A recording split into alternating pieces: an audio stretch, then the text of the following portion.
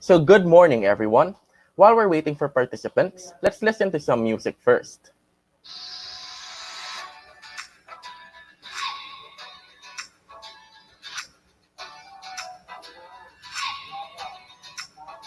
While we're listening, let's have a shout out to your schools.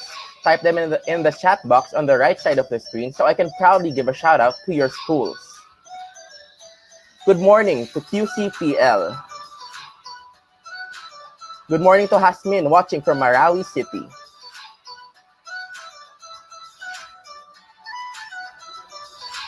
Good morning to Egayas NHS Dasol, Pangasinan.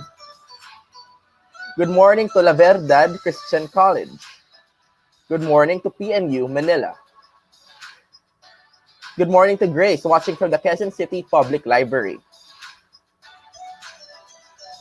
Good morning. Good morning to Miss Annalyn watching from the Philippine Normal University.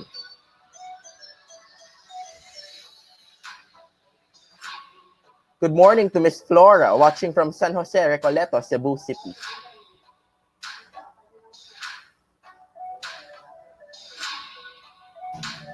Good morning to Miss Alma watching from... Oh, nawala na siya. Ang dami ng participants natin. Good morning from Miss Lisa watching from DepEd Quezon City. Ayan, dumadami na pang participants natin. We're at 500 mark. Let's wait for more participants to join in before we start. Good morning from Catanduanes State University. Good morning from Lourdes College, Cagayan de Oro City, from the south. Good morning from Mangadian Municipal Library. Good morning from UE Caloocan, watching from San Jose del Sur. Good morning from UP Diliman. Hi. Good morning from Luzon State University, Maine.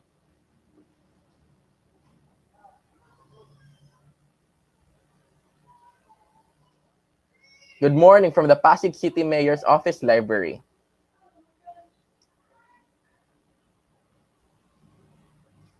Good morning from Xavier University, Ateneo de Cagayan. Good morning to the DLSU Libraries, Manila. To the Lourdes College, Cagayan de Oro City. To Villasius Municipal Library, Pangasinan.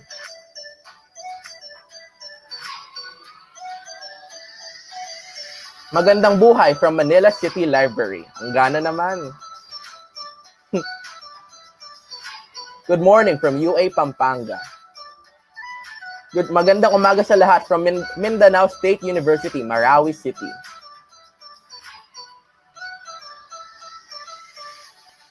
Good morning from the Santo Niño Catholic School, Taguig City. Good morning to the Philippine Science High School, Eastern Visayas Campus. Ang dami na natin mula sa Pilipinas.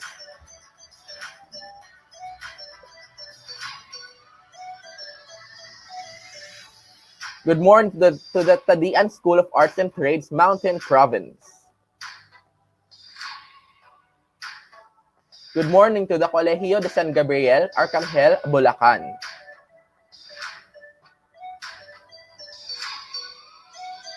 Good morning from the New Era University. So we're gonna start in 1 minute. Good morning from the Denla British School from Nonthaburi, Thailand. Wow, international.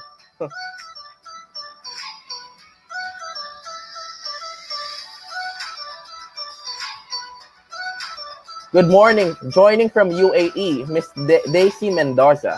Good morning.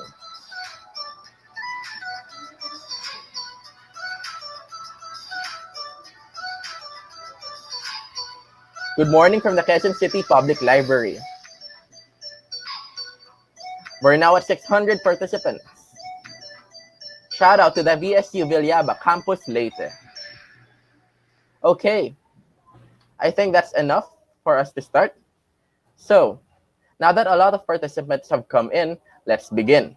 Good morning, everyone, and welcome to LibSPEAK 2020, Know Thy LIPs. This morning, we're going to have a webinar lecture series. I'm Einar Abad. I'm the Communication and Substance Committee Head of the UP Future Library and Information Professionals of the Philippines, and I'll be your webinar host for today. Before we begin, let me give you some guidelines for today's webinar lecture series. First, sit in a quiet location where you will not be disturbed. Second, use appropriate equipment for your audiovisual needs. Third, once the broadcast pauses by itself, on your end, please click Reconnect to continue streaming the broadcast. If you have any questions for the speaker, type your questions in the chat box on the webinar and mark it as a question. We'll either answer it when there's still time for the speaker or later in the afternoon during the Q&A session. So here are the steps. First, you type the question on the chat box, and then you click the chat mode and then mark it as a question, and then you hit send. For those who are watching via YouTube Live, you may comment down your questions on the live chat. We'll be having an afternoon session later as well. So for morning participants who would want to receive the following, either a prepaid home Wi-Fi, 1,000 pesos cash, 500 pesos cash, or 300 pesos cash, you'll have to join the afternoon session as well if you'd like to get a chance to win these prizes. Now that we're done with the guidelines, may I invite everyone for the invocation to be followed by the national anthem.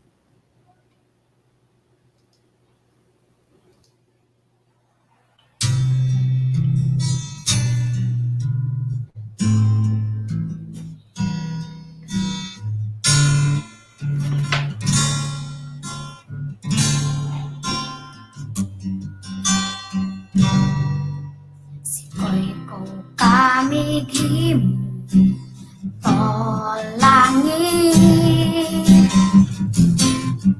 sikoy kong kamigim kaagaw ay bulan ikaw ang nabuhat sa kabituunan ikaw ang nabuhat sa kalibutan manama mawantog ka warpo ko iling koy ko o Diyos kahibulungan ka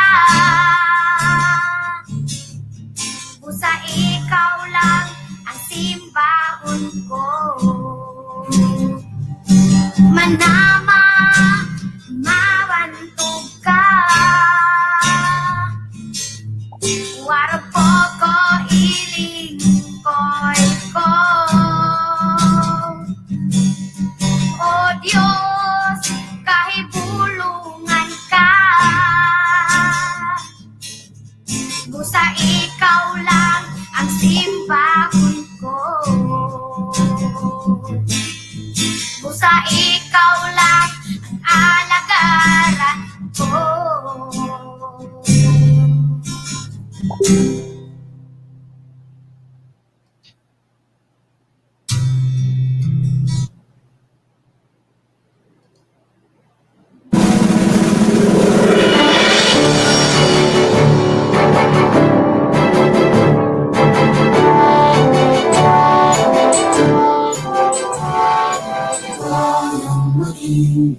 Teres ng silanganan, alam ng puso, sa titik mo'y buhay. Lupa inira, tuyan ka ng magiting, sa manlulupin. Ikaw pasisingin, sa dagat at puno, sa simula, sa langit mong mukha. May nilagang tula, tawid sa paglayang minamahal. Ang isa pang matawat mo'y tagumpay na nagniningning. Ang bituin at tarong niya, kailan ba may di matidiling. Lupa ng araw ng walang ipagsinda, buhay ay langit sa piling. Ang ipaglalang ay mabati at namatay ng dahil sa'yo.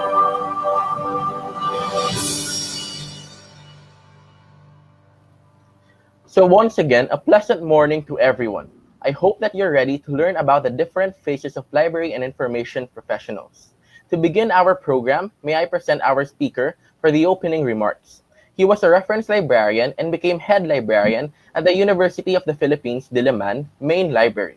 He's now a full-time faculty member of the School of Library and Information Studies, pioneering a course that's meant to introduce the role of LIS professionals in our society. He's also currently the advisor of UP FLIPP. Please give a virtual round of applause to Mr. Elijah John F. Darwan.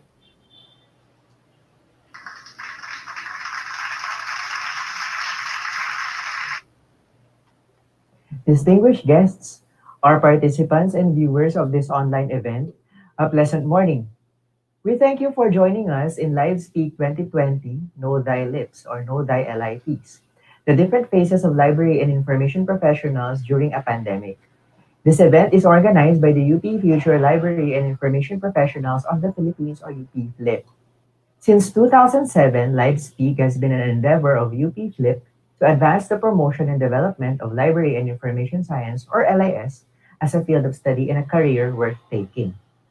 Being UP FLIP's premier annual event, LibSpeak has been a venue to present issues, trends, and developments in the information professions. It also aims to increase awareness in career options in the LIS field, such as being a librarian, an archivist, or an information specialist.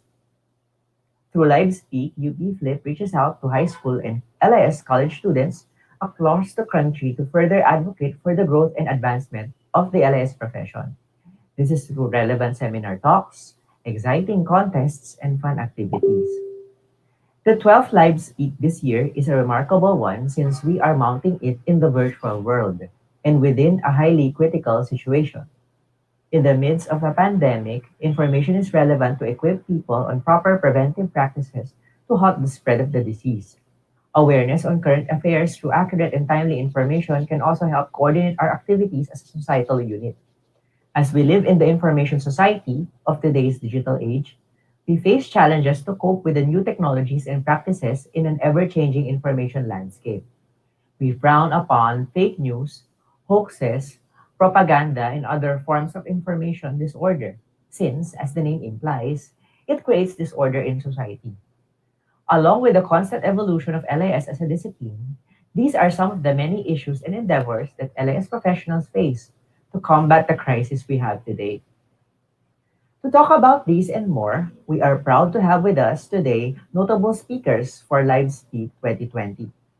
Professor Mary Grace Golfo Barcelona, the Dean of the UP School of Library and Information Studies.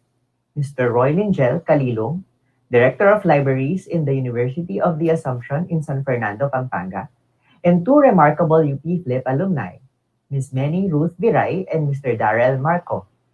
For this lecture series in the entire morning session, they will be passionately talking about special facets of the library and information professions, from storytelling, misinformation, and libraries in the learning, all in the light of the pandemic we have today.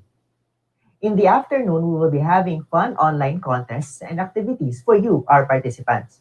Watch out for the online quiz competition, the virtual storytelling contest, and raffle draws with exciting prizes. The organizers of this event, the UB Future Library and Information Professionals of the Philippines, is a duly recognized socio-academic student organization of the University of the Philippines Diliman. UP FLIP is now celebrating 18 years of promoting excellence in librarianship and increasing awareness of the role of librarians in today's society. Congratulations and happy 18th anniversary, UP FLIP. In this LibSpeak 2020, we are glad to have our partner organizations to work with us in this event. Our counterpart in San Fernando, Pampanga, the University of the Assumption Future Library and Information Professionals of the Philippines or UA FLIP, the Agricultural Training Institute, Regional Training Center Mimaropa, and Regalo, Touching Lives, which has been very active in helping not just within the LIS field but also in community outreach activities. Right now, on behalf of UP FLIP, I extend our gratitude to our partners for this event. We also extend our sincerest thanks and appreciation to all who have supported this event. Our media partners, UP Flip alumni, our UPS LIS family, and the members of the LIS community in the Philippines. Seeing the program for today, you are really in for a treat. I do hope that you get to know the LIPs further as we go along with our activities today. I wish for the success of LiveSpeak 2020 Know Thy LIPs. We hope that you will enjoy and learn much throughout the activities in today's event. Thank you very much for joining us. Stick around and have a pleasant day ahead.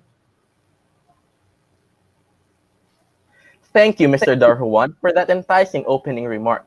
Truly, I couldn't think of another way that we can start this lecture series.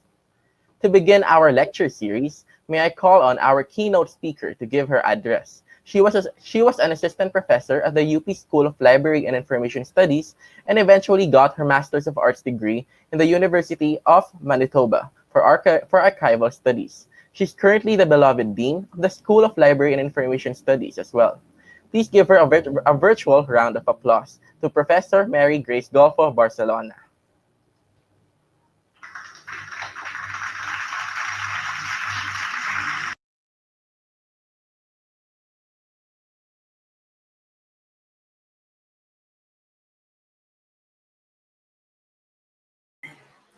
Thank you, Ainor, for the kind introduction. Good morning, everyone. First and foremost, I'd like to congratulate UP FLIPP on your 18th anniversary and for yet another successful event. This year's LibSPEAK. I can't believe it, 794 live viewers. I salute your organization for this endeavor of promoting the field of library and information science and for remaining committed to this mission despite the current crisis that we are in. My task today is to give you an overview of LIS profession and possible careers for library and information science graduates. I understand that the invitation to this event was extended to fellow librarians, fellow teachers, and our dearest students from all over the country. Congratulations and welcome. I know that Ainor gave a very good introduction earlier, but allow me to introduce myself again. I am Assistant Professor Mary Grace Golfo Barcelona, a licensed librarian, an archivist, a record specialist, an information specialist, a teacher, a researcher, and now an administrator. You may be wondering, ang dami namang posisyong hawak ni Dean MG. These are not position titles that I am currently holding right now. Instead, these are roles that I am capable of doing by virtue of my being a library and information science graduate. Aren't you excited about the prospect of being able to apply to different positions after graduation from college?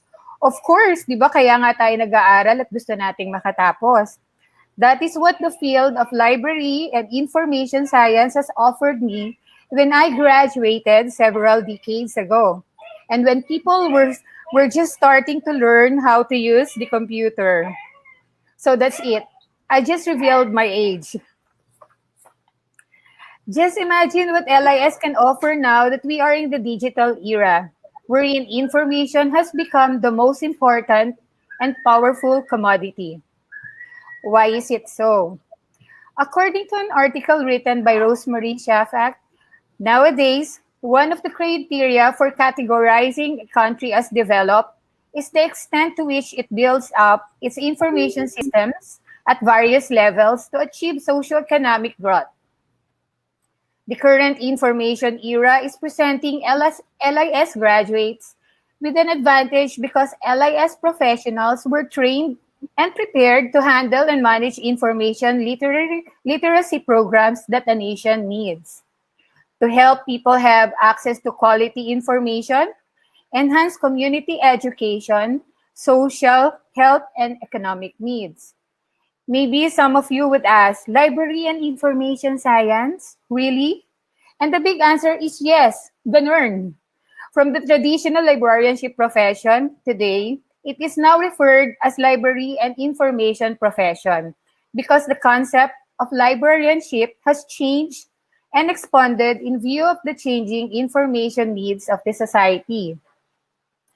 Just to give you a very brief background, even long before I graduated some decades ago, library professionals were already trained in the acquisition, processing, and dissemination of accurate and reliable information.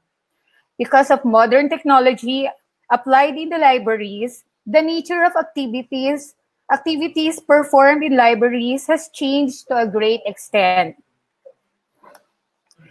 With the passage of time, all the three ingredients of a library, information or knowledge, or these are the resource materials in any format, library users and their behavior, and staff in their skills are all changing.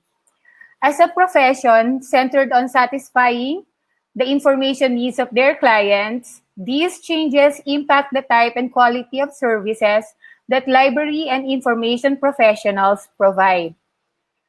As the variety of sources changes, from print to digital, the services also change from traditional reference service to internet-based services for online access. Librarianship today has an even more critical role to play in building up awareness among the members of the society and help them to adjust to changes in the information environment. The necessity of librarianship as a profession to continue to develop and keep at pace with the changes in the field, such as advances in technology, data management, privacy law, copyright law, and the open access movement, presented challenges that required the expansion of the field and made the LIS profession a critical area of expertise in this information age. As Yuval Harari wrote, in a world deluged by irrelevant information, clarity is power. This statement further amplified the important role of the library and information professionals to provide accurate and useful information when needed.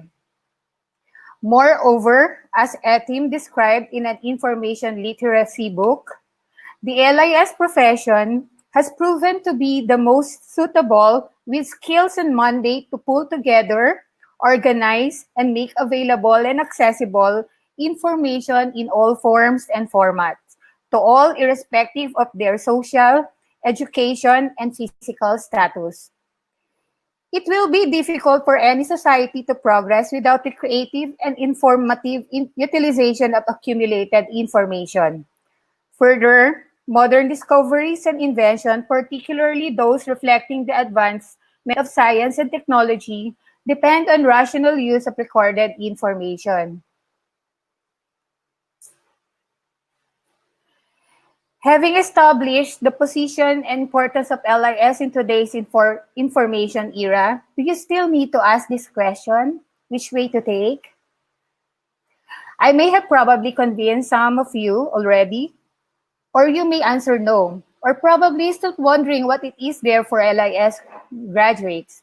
Either answer will lead me to my next topic, the expansion of the field from library science to library and information studies. Before, when someone would ask me, what course are you taking? I would reply, library science. And this would be followed by a sarcastic comment. So you want to be a librarian? Mahilig ka sigurong magbasa. Unfortunately, they did not hear the science in library science, only the library. This comment still pops up occasionally, I guess, because there are still a few who chooses to hear library only instead of library and information science. Tama ba ako doon? There is a profound change in theory and practice of library profession over the passage of time. The custodian librarian had to grow to become a knowledge organizer and information transmitter. As civilization changes, so do libraries. The concept of librarianship has been changing according to the demands of the society and the unprecedented growth of the communication media. The whole history of librarianship indicates some broad landmarks with different phases. The first phase of librarianship comprised of the custodianship of the resources of knowledge. Naging taga-ingat yaman tayo ng impormasyon. Hindi po ba? Tama po ba yun? Tagatago daw, kaya tuloy ganun ang naging perception sa ating mga librarians. But from that stage, it traversed to the contemporary roles of knowledge manager and digital librarian. Social institutions are affected by movements and changes in the society around them, and the library is no exception. The media revolution, the computer and communication technology, the changing behavior of user community, and the increasing social responsibility of libraries have had a great impact on the LIS profession. The present librarian is vested with new responsibilities like managing information networks and conducting online searches, managing digital preservation, and development of digital libraries. The profession is more active and meaningful in the present-day information world. Librarian acts as an advisor, interpreter, and mediator for users' information needs. Thus, the work performed by today's information professional seems quite different and challenging in both forms and formats than in the past. Thus, LIS profession is gaining a new identity. LIS professionals are now identified as webmasters, network administrators, network managers, information literacy providers, information facilitators, and so on. O diba, high-tech na yung mga librarians ngayon. So what specific careers are in store for LIS graduates? Whether one chooses to work in a physical library setting or in a digital space, there are now several options for an LIS graduate to pursue. In the field of information science, an LIS graduate may apply to the following positions: business intelligence analyst, cyber threat analyst, competitive intelligence analyst, corporate taxonomist, data analyst, data visualization developer, digital archivist, IT analyst, research specialist, web content analyst, user experience designer or researcher, metadata specialist. So, di ba, napaka-highfalutin na ng mga titles ng mga graduate ng LIS. Also, among the leading LIS education pathways include data curation and data management, information organization, science, information management and analysis, and user experience. So broadly for data curation and management, it encompasses creating, implementing, and maintaining data management plans and processes, establishing catalog or metadata structures to support data access and retrieval, setting and monitoring data governance policies and compliance, vetting data quality, and often turning raw data into more easily understood visual representations. In addition, one may also be responsible for developing data preservation standards and processes, identifying or extracting meaningful data patterns, and finding other ways to help extract, synthesize, and present insights from the data that support strategic decision-making. Similarly, for information organization, information now exists in so many formats and media. Think text, data, audio, and visual. The ability to organize and catalog all of these different materials is increasingly critical to maintaining meaningful access and retrieval for organizations. That information may be text-based, digital assets, data, visual resources, technical standards, or any type of information that businesses may have. So what kind of work would you do then as information organizer? The steps and activities involved in managing organization are both strategic and tactical. The strategic part is creating a logical structure taxonomy for organizing the information. The tactical is the actual cataloging of the individual materials. This is where concepts such as metadata and resource description and access RDA standards come into play. So some of the most common titles for information organization specialists and catalogers include cataloger, Digital Initiatives Librarian, Head of Metadata and Resource Description Services, Indexer, Information Architect, Metadata Librarian, Metadata Service Manager, Special Collections Librarian or Archivist, Taxonomist, Technical Information Specialist, or Technical Service Librarian. The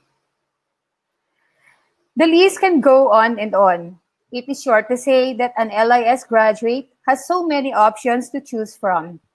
What is most important is to choose for a career that is consistent with what you love to do in your professional life, and what you are passionate about. Because everything will follow: commitment, satisfaction, and reward.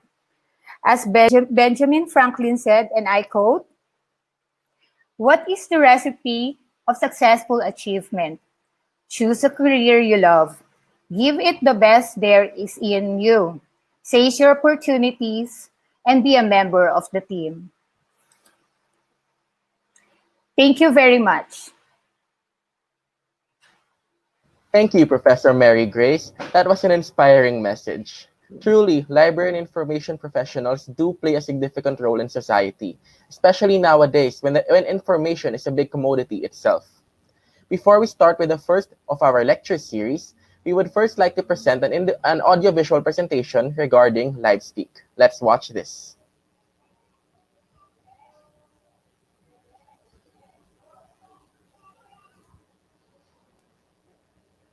Ang bilis.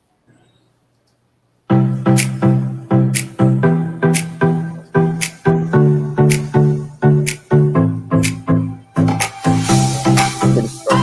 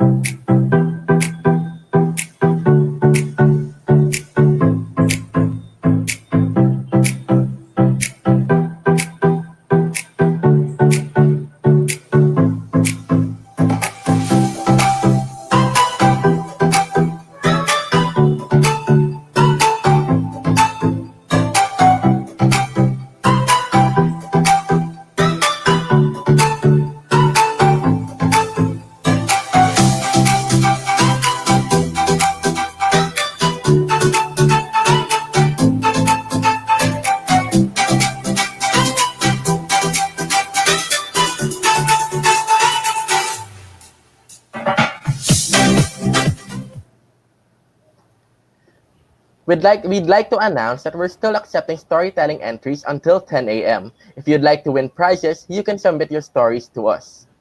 This event is co-presented by UA FLIPP. They've presented an AVP for us, so let's watch this.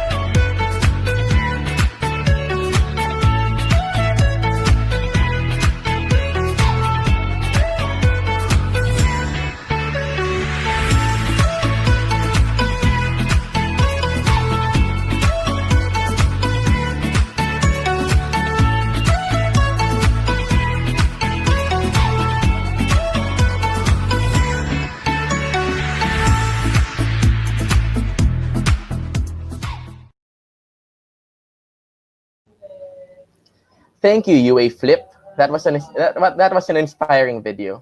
We'd also like to thank our co-presenter, Agricultural Training Institute, Regional Training Center, Mimaropa, Regalo, Touching Lives, and we'd also like to thank our online media partners, Inquirer.net, Inquirer Pop, and Stig.ph. Lastly, we would like to give thanks to our lovely sponsors, E4E Business Ventures, Golden Ray Direct Marketing, Britannica Digital Learning, and Ang Catalista. Now, we present an AVP from our sponsors. Hey, it's me, Guyito. Want to become a writer, artist, or photographer when you grow up? Test your creative skills with us. We're looking for kids aged 7 to 12 years old with unpublished work like articles, short stories, poems, essays, artworks, videos, and others. Join our award-winning team and be a part of our Kinderpop contributors and get your awesome work published for the entire world to see. Send in your work to pop at inquirer.net or visit facebook.com/inkpop to know more. Now let's show them how kids get it done. Hey, it's me, Guyito. Got something you want to share to the world? We got you, fam. We are looking for awesome people like you who want to share content that deserve a spotlight on our site. Whether it's a list of everything you love about catos and doggos, pop culture related artworks, or even your own random photos, memes, and funny videos, we'd be happy to see it and share it to the world. Join our award-winning team and be part of our Inkpop creator community. Thank you all. LibSPEAK 2020 won't be possible without the help of our co-presenters, online media partners, and of course, our sponsors. Now, are you ready? Let's move on to the first of our lecture series. Here to give a lecture on the benefits of storytelling, we have Mr. Darrell Manuel Marco. He's an alumnus of UP Flip, has traveled all around the country to give talks on library advocacies and community-based literacy activities. He's also done projects with Regalo Touching Lives, where he'd go to far-flung communities and do storytelling activities for kids. He's currently a storyteller librarian from Copenhagen, Denmark. Again, may I present Mr. Darrell Marco. Please give him a virtual round of applause.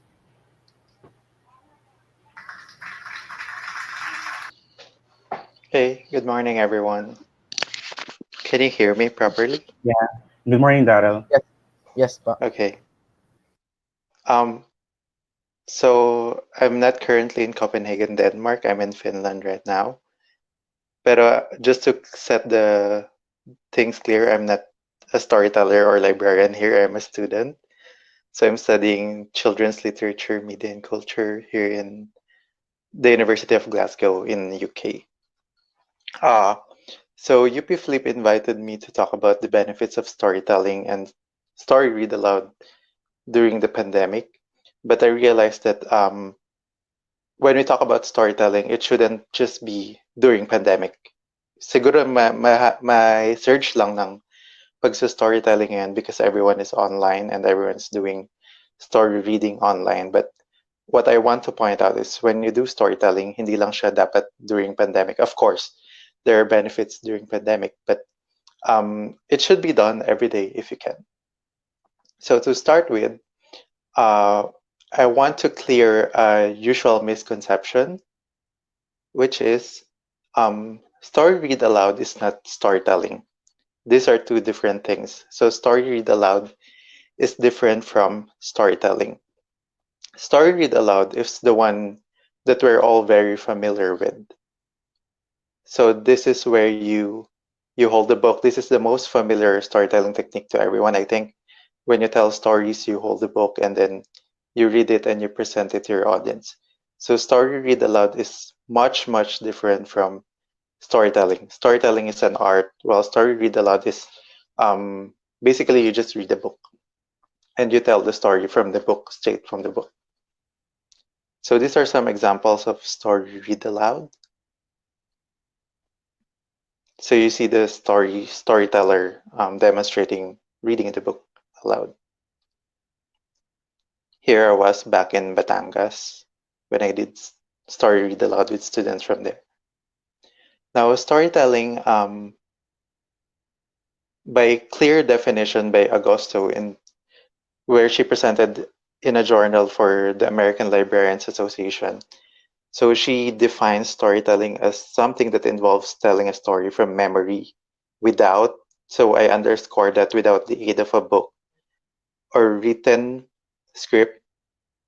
So some tellers memorize their stories, others memorize their characters and events, and freely tell their stories, varying them with each telling.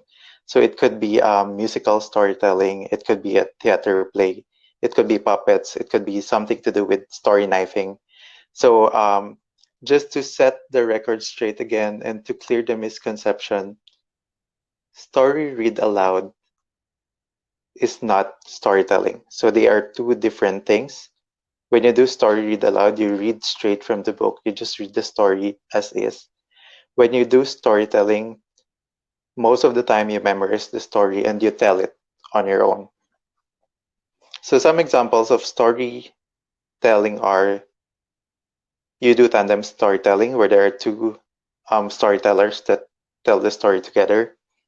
And then the different characters in the story are actually portrayed by using different voices, different personalities. And the story is enriched by a variety of these voices and personalities and actions. Here's an example. And then there's also digital storytelling. So maybe some of you would be confused right now because many people are doing storytelling online. I don't think that is digital storytelling because they're just recording. What at least what the Filipino people do, they record story read alouds and then upload it online. So that's just basically recorded story read aloud. So that's not really digital storytelling, because when you do digital storytelling, you use something that is computer based to tell stories, and it involves digital stories, which usually contains a mixture of computer based images, text, recorded audio narration, video clips, and music. So here are some examples.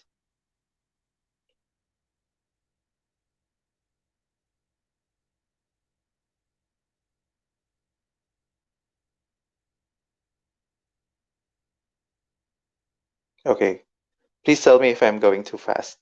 So um, at the start of my presentation, I tried to clear the misconception of the difference between story read aloud and storytelling, where story read aloud is you just read straight from the book, while storytelling is you memorize the story and you just tell it the way you want it. And I think another point that I want to stress is there are many different storytelling techniques, and there is no one technique that is best. So there is no clear-cut rule when you do storytelling.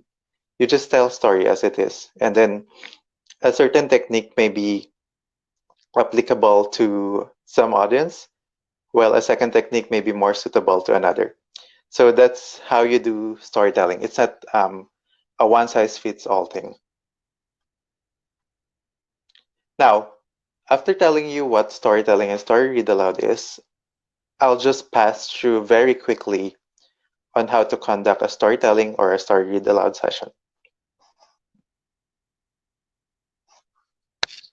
So I think there are some teachers here and also librarians who maybe you are familiar with the pre-reading, during reading, and post-reading framework.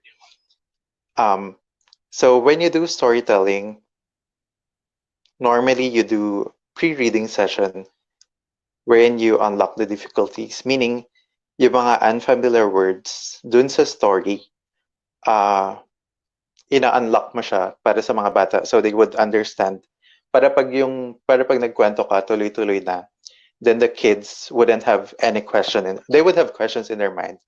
But the unfamiliar words would be unlocked first. So they would know, for example, what pundilyo is, just like in papel de lija, or what amangas is. So hindi mo na siya kailangang ipaliwanag during the story.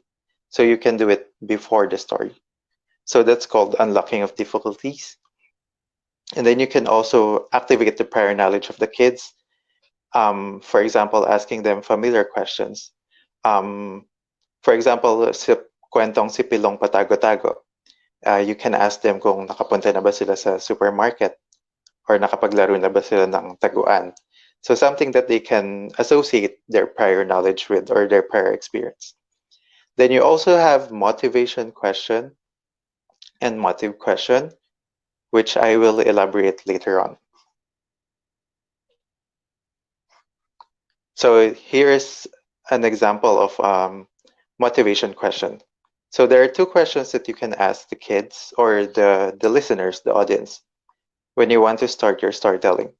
So for example, you can use a motivation question, which is used to activate the prior knowledge related to the selection, meaning related dun sa libro mismo. So related dun sa selection or the book itself.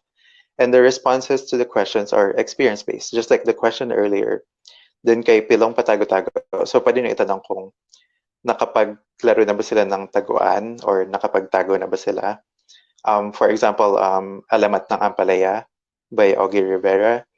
You can also ask kung nakakain na ba sila ng ampalaya or familiar ba sila sa iba't ibang gulay sa bahay kubo. So something like that, just to activate their prior knowledge and prior experience. So you don't just go directly. This is also applicable both for story read aloud and storytelling sessions.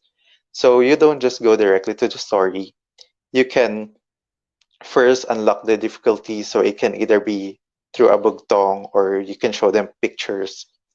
And you can also ask them motivation questions before you start your story. So here's the motive question. The difference between motivation question, see motivation question, it's experience-based to activate yung prior knowledge. Si motive question naman, this is done to test the comprehension of the selection. Kung naintindihan ba ng mga bata yung kwento. And it is usually parallel with the motivation question.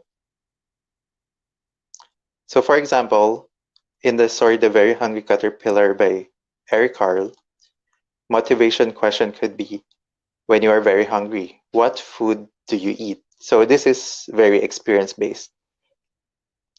And then in the motive question, so this talks about this is done after the story. So what did the very hungry caterpillar eat in the end? So it's something like that. For the motivation question, it's experience-based. For the motive question, it's comprehension-based. So I've mentioned earlier that the framework is pre-reading, during reading, and post-reading. Now, during reading, what techniques do you use? You can choose between different types of storytelling techniques. You can either choose story read aloud, tandem storytelling, digital storytelling, story knifing, musical storytelling, kamishibai. And usually the advisable number of questions that you ask is not in every page kasi masisira yung momentum ng pagkukwento mo. So you can ask questions, mga prodding questions, probing questions. You can ask your audience questions siguro every 3 pages or less question. So as least as possible, siguro at most 3 questions for the whole story. And then just ask more questions sa dulo na lang for comprehension. Because masisira yung momentum ng story and mawawala yung essence ng story.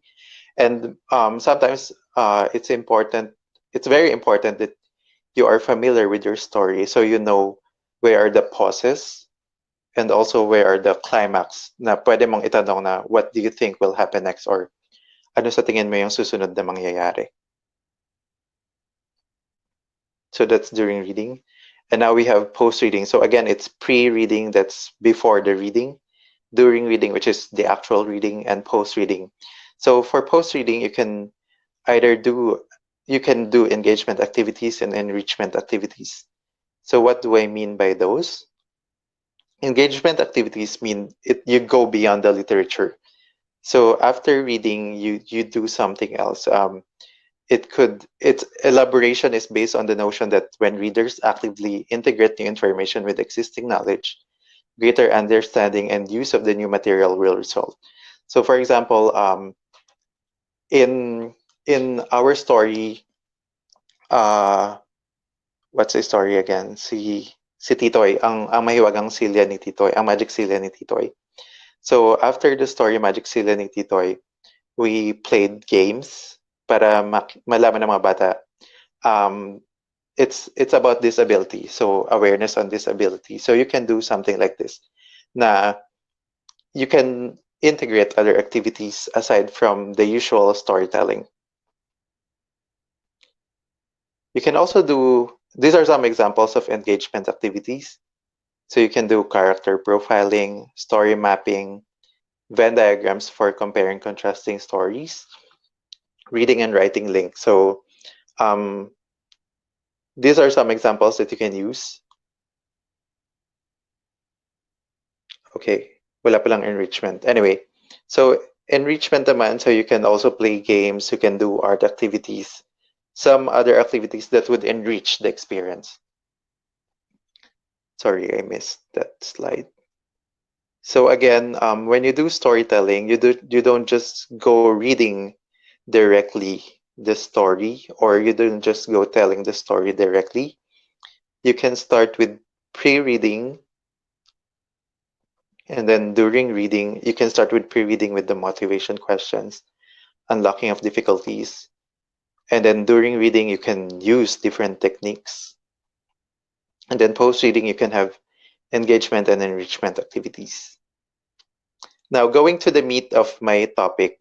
So, of course, before I introduce to you the benefits of storytelling, I introduce first what is storytelling and how do you conduct your own storytelling or story read aloud. So now, regarding the benefits of storytelling, I didn't want to just stick with its benefits during the pandemic, because just like what I said earlier, storytelling shouldn't only be done during pandemics. So storytelling should be done every day. You can do it every day with anyone and everyone. Stories are fragments of our lives. Di ba, mahilig tayo sa mga chismis, ganyan, sa mga chika. So our brains are wired for the narrative, for the kwento. So madali siyang ma-pick up ng brains natin when we tell stories. As a start, so in one of my classes in children's literature, stories are important because they serve as windows, mirrors, and sliding doors for children's experiences. This is by Sims Bishop way back in 1980. So what she meant by that was, yung children's literature, it serves as windows, meaning it helps children view others' experiences outside of their own experience. So for example, I wrote, there's this book, Two Friends, One World by Mizara Gagatiga. So merong mangyan na bata and also a bata from Manila.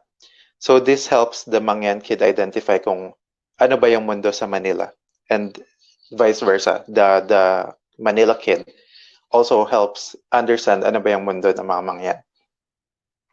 Another thing is children's literature serves as mirrors. So through mirrors, children see their own reflections. That's why mahalaga rin na may mga libro na Filipino yung mga characters, para yung mga batang Filipino nakikita nila yung sarili nila sa literature. Hindi kasi based din sa pinag-aaralan ko ngayon, most children's literature are represented by white.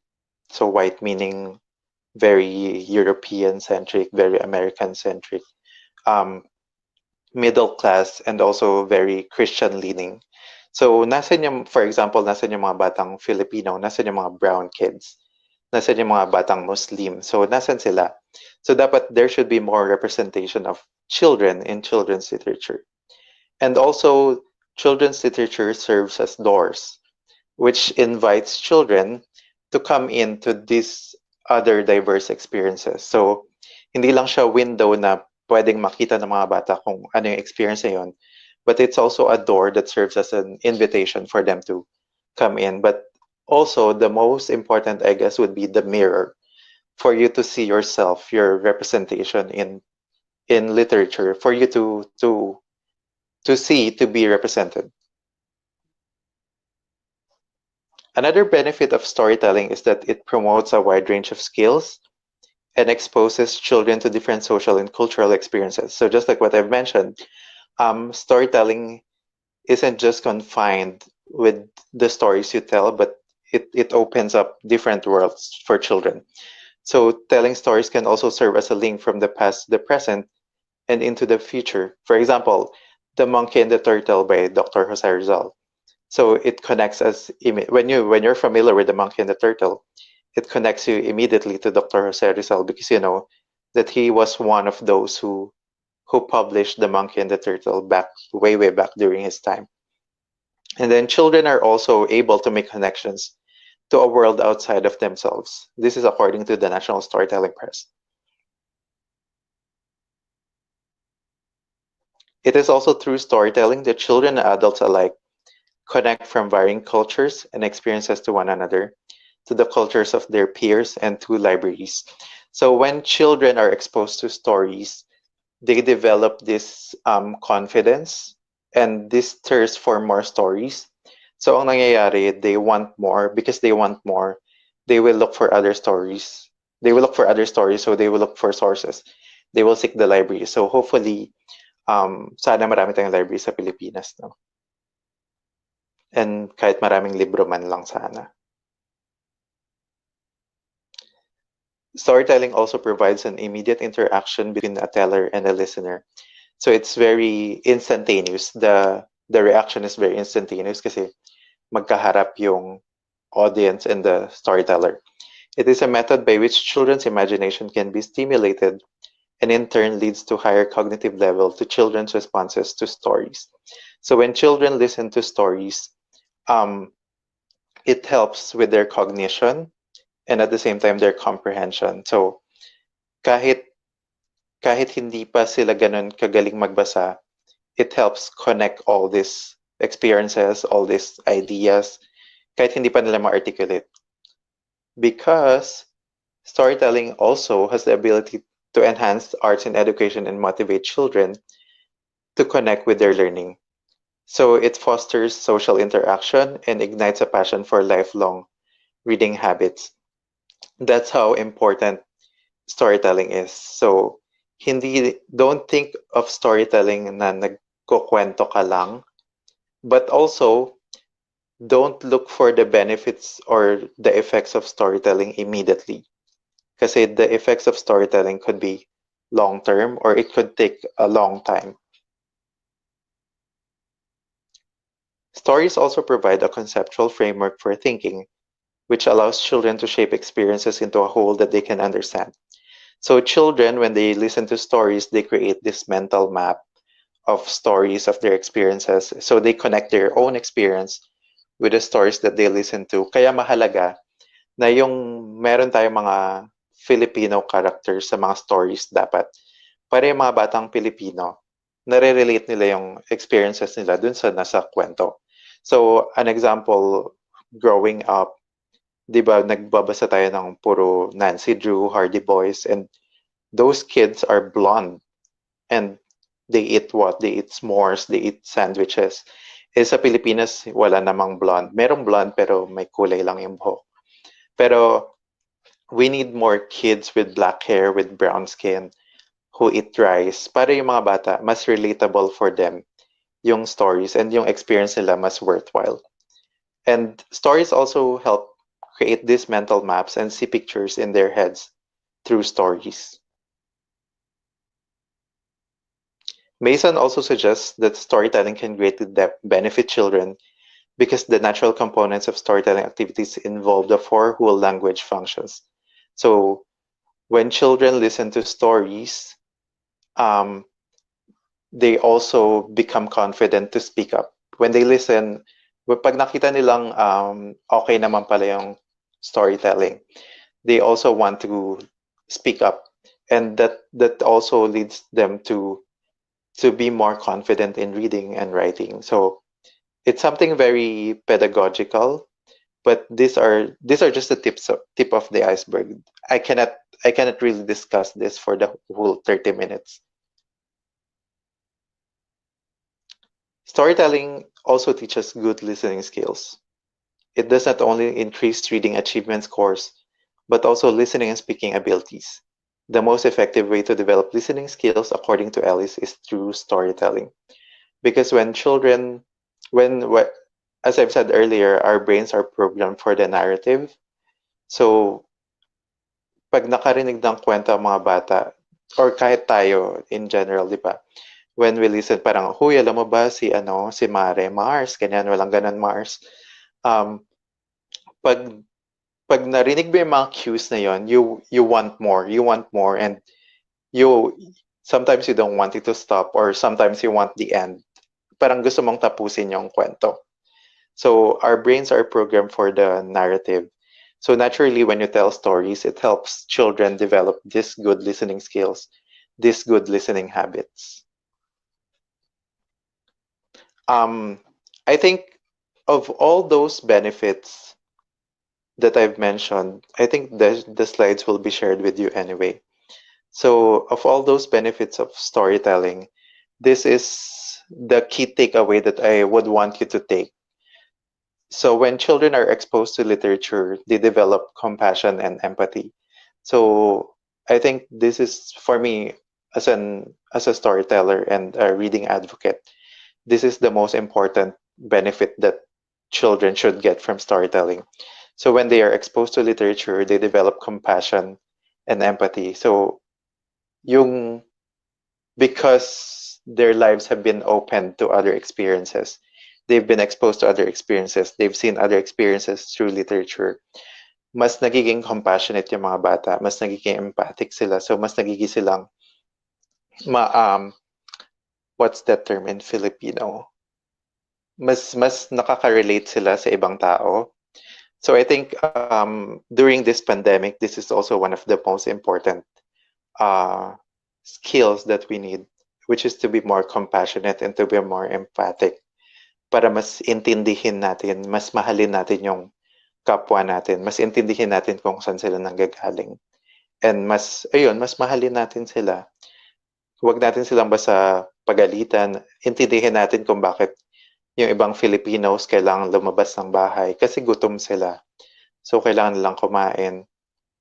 So we have to understand, and storytelling helps us develop these skills, which is to be more compassionate and to be more empathic. So I think I'm almost at the end of my presentation.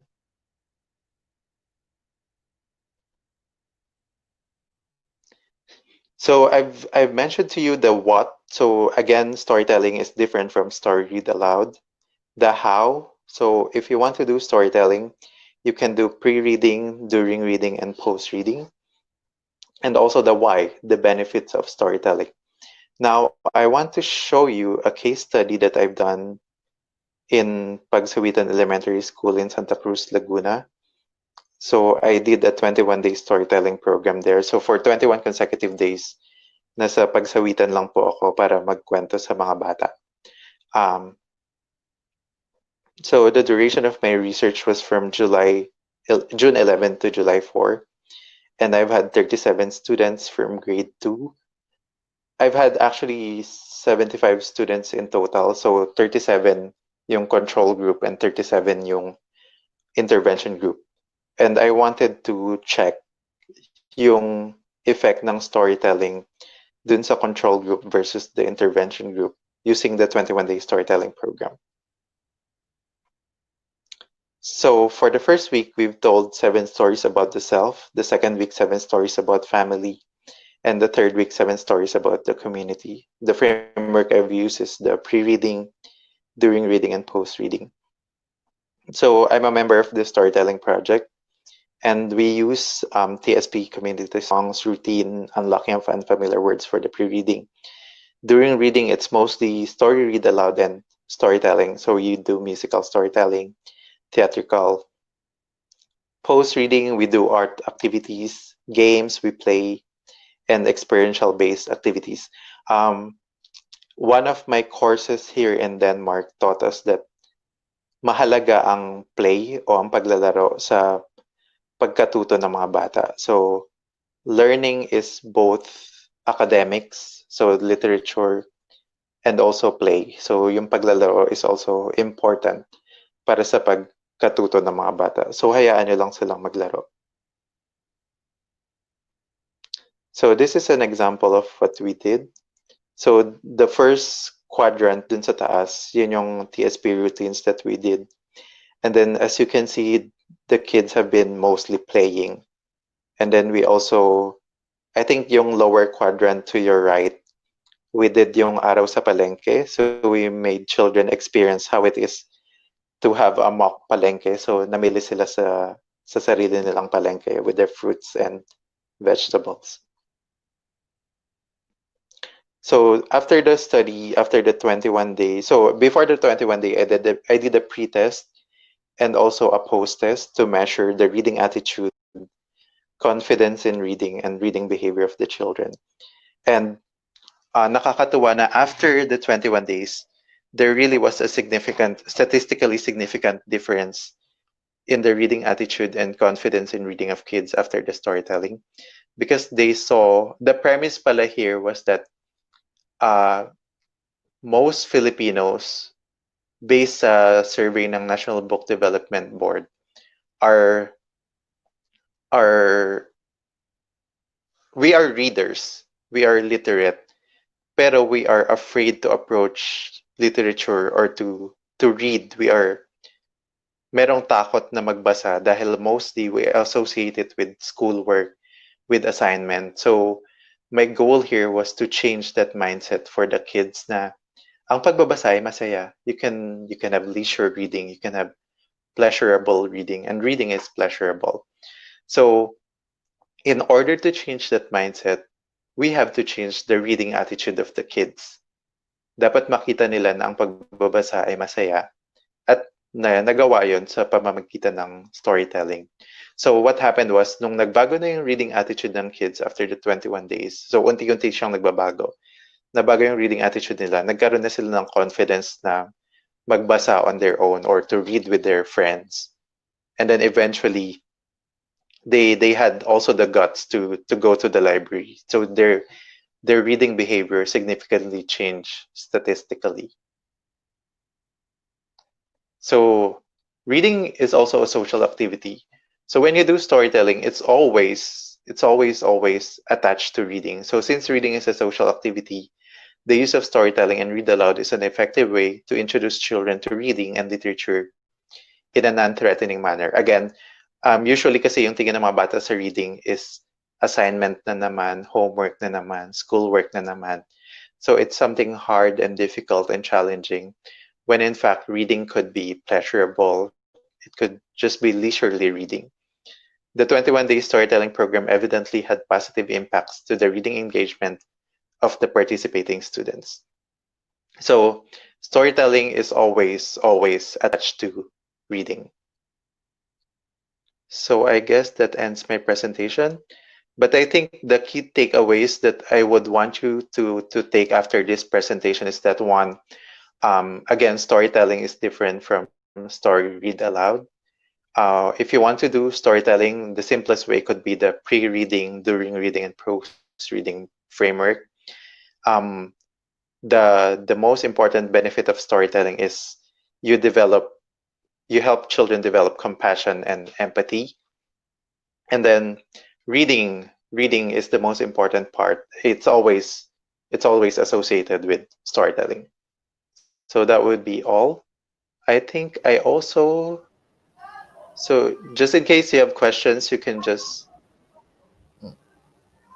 feel free to email me if you have questions. There, my email is there. Thank you. Thank you, Mr. Marco. We'll be reading some questions from our audience. We collected them from the chat box in a bit. Just a reminder for our audience who can't reconnect, kindly refresh your browser webpage. And for those who have questions for our webinar jam viewers, if you have questions, please tag your chat messages as questions so that our spotters may find them for you. For YouTube live viewers, you may also ask your questions by typing them in the chat box there as well. So since we still have a bit of time, we're gonna answer some questions now.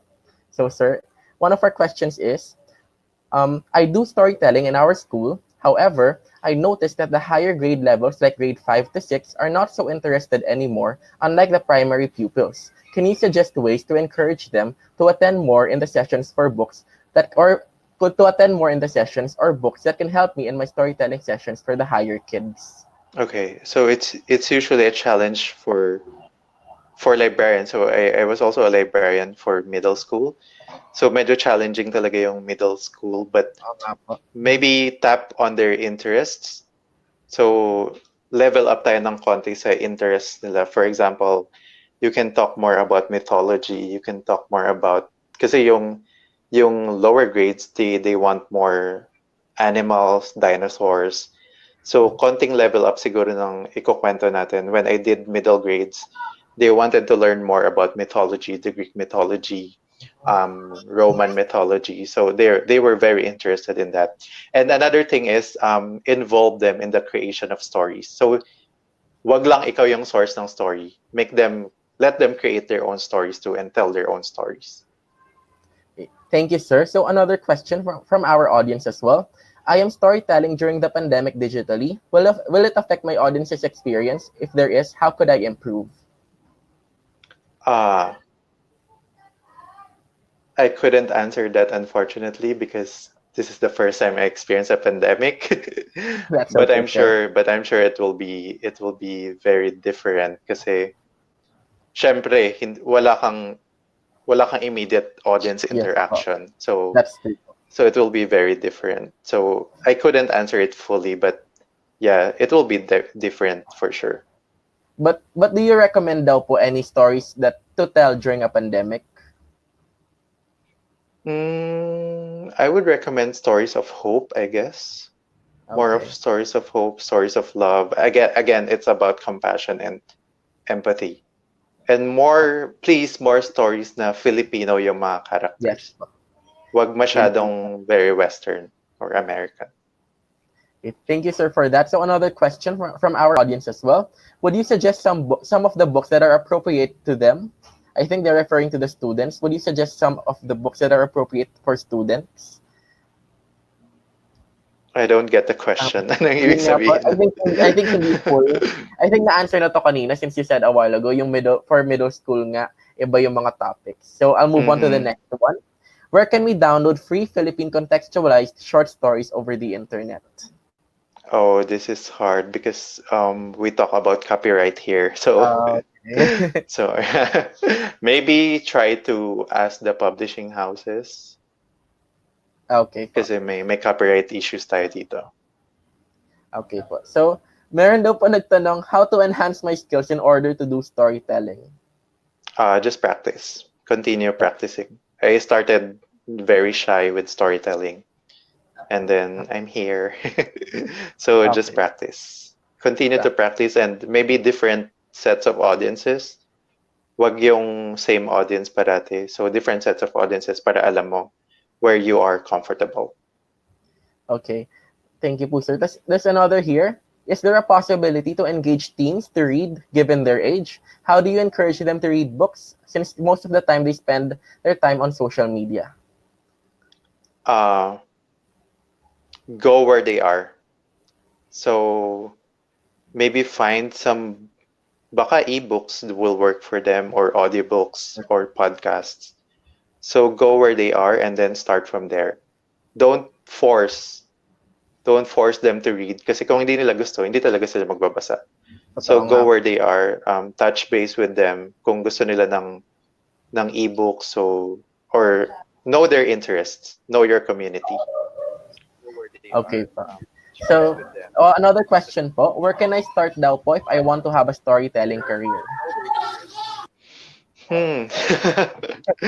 Start with I want a yourself. career na talaga. Future na I'm a member of the storytelling project, so baka pwede kayo mag-volunteer doon. Oh. Just follow their Facebook page. So merong workshop twice a year, so follow their Facebook page. Okay po. Speaking of Facebook, may question din tayo that involves Facebook.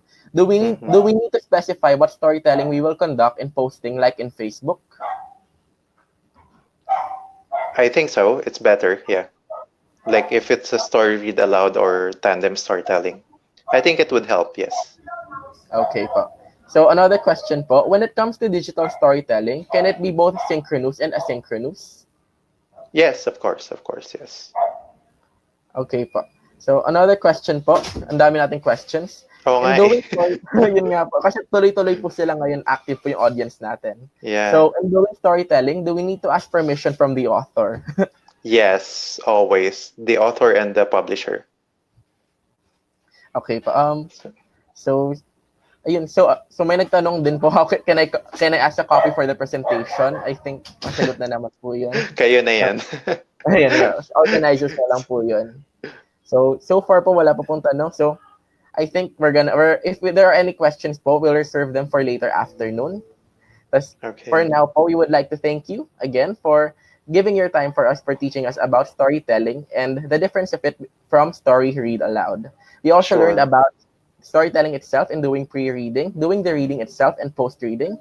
Furthermore, we learned about the many benefits of storytelling, whether done during a pandemic or not. I'm sure that our audience now knows a lot about storytelling. Thank you, sir. Okay, thank you. So, audience, are you ready for our next speaker? Thank you, Daryl. Thank you, Sir Daryl.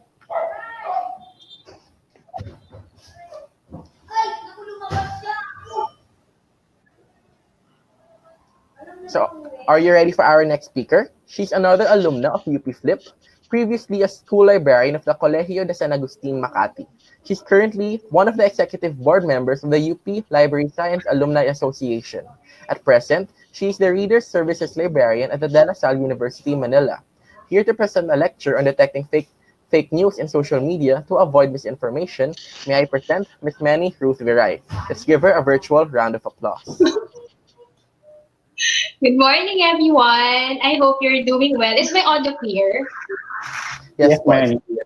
Okay. Naturally, kasi malakas talaga yung boses ko. So, dapat talaga, siguro, let me know if masyadong malakas or mahina. Okay? So, first, I'd like to thank UP FLIPP for having me the second time around for LibSPEAK. It's a great pleasure to be here with you today, alongside my wonderful fellow speakers, Dean Reyes, si Dawe, and Sir Roy.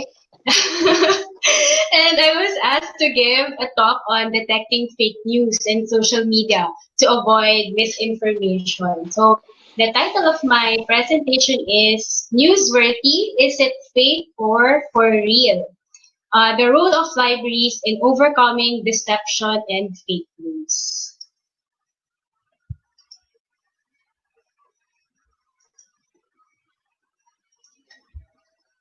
Okay, so here's my presentation outline. Just after a brief introduction, my presentation will be divided into 3 parts. I'll start with some real good tea. Mahilig ba kayo sa tsaa? Then uncover something that goes by the saying, it comes in threes. And finally, a call to arms to end my presentation. Ano ba yung call to arms na yan? Okay. So, yes, I am a graduate of BLIS and MLIS from the UP School of Library and Information Studies. In college, I was a member of UP FLIPP and was actually part of the EXAF committee. So, hello sa mga EXAF dyan. And my first job was as a school librarian at Colegio San Agustin, Makati. And after 8 years, I ventured into digital archiving and was based in the US to conduct research at the National Archives and Records Administration in Maryland. And then I came back 2018 and started a new journey as a Reader Services Librarian at De La Salle University, Manila. Okay, so enough about me. Just a quick poll to start our discussion. I want to know, how do you usually open a conversation? Maybe someone could answer through our call or chat box. So how do you usually open a conversation?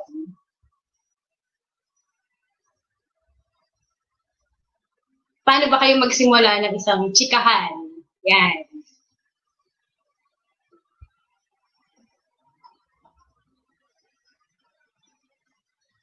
Pwede kayo sumagot.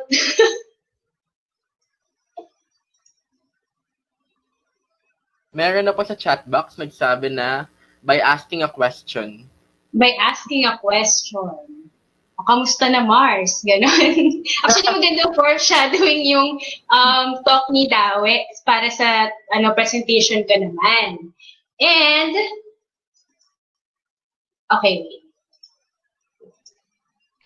I think most of you would agree to me that for Pinoys, the best conversation starters would always be anong balita, anong bago, or to be more blunt, anong chika, di ba? Especially for long-time friends who haven't seen each other for quite a time. And definitely, conversations will go in great lengths, sometimes coupled by huge laughters. Diba? So, anong chika? A more popular catchphrase today to make someone get the meaty stories going is to say, spill the tea. For our titas and titos out there, the Urban Dictionary actually describes spilling the tea as an act wherein someone tells an especially juicy bit of gossip. And the best snack that comes with the tea, it's crunchy like chippy. Chismis, di ba? Okay, so kidding aside, now it's time to spill some real tea about information. Okay, so today we consider information as the new gold. With all these emerging technologies and social media, we basically live and breathe information in many forms and values. Information fuels economies. It drives industries. With information, we can create sustainable communities and improve humanity. And in a time of a pandemic or global crisis, information can save lives. Information is very much at everyone's disposal, yet just like Edna Ferber said, perhaps too much of everything is as bad as too little. So since the time that the World Health Organization or WHO declared the spread of coronavirus or COVID-19 as a pandemic, we've been experiencing a huge surge of information about the virus, whether on television, newspapers, government publications, most especially on social media. Now, just to get things a bit more interesting, I actually prepared a short poll to see how you managed and reacted to certain posts or bits of information that were shared online. So, baka magtaka kayo kung saan ko nakuha itong mga posts na ito. Actually, may mga nagsisend sa akin, may nagsisend sa nanay ko, and minsan pinapanood siya ng nanay ko, so parang pinapagalitan ko pa siya. Panoorin yan. Anyway, so here's a virology test lang to see how you managed and reacted to these posts. Or maybe naka-receive din kayo ng post na ito. Okay. So for the first image, na-receive niyo ba to? I think this circulated mga early March nung start ng pandemic. So, gusto ko malaman, ano yung mga ginawa nyo nung na-receive nyo tong picture na to? A, my close relative shared it to me, so I shared it to my friends as well. B, I started to drink more water and gargle with salt and vinegar too. Para kang parang kakain ng lumpia.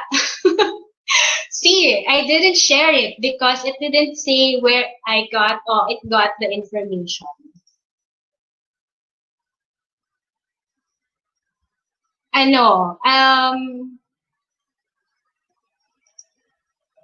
Let me see the poll. C. Okay, medyo maraming nagsasabi ng C.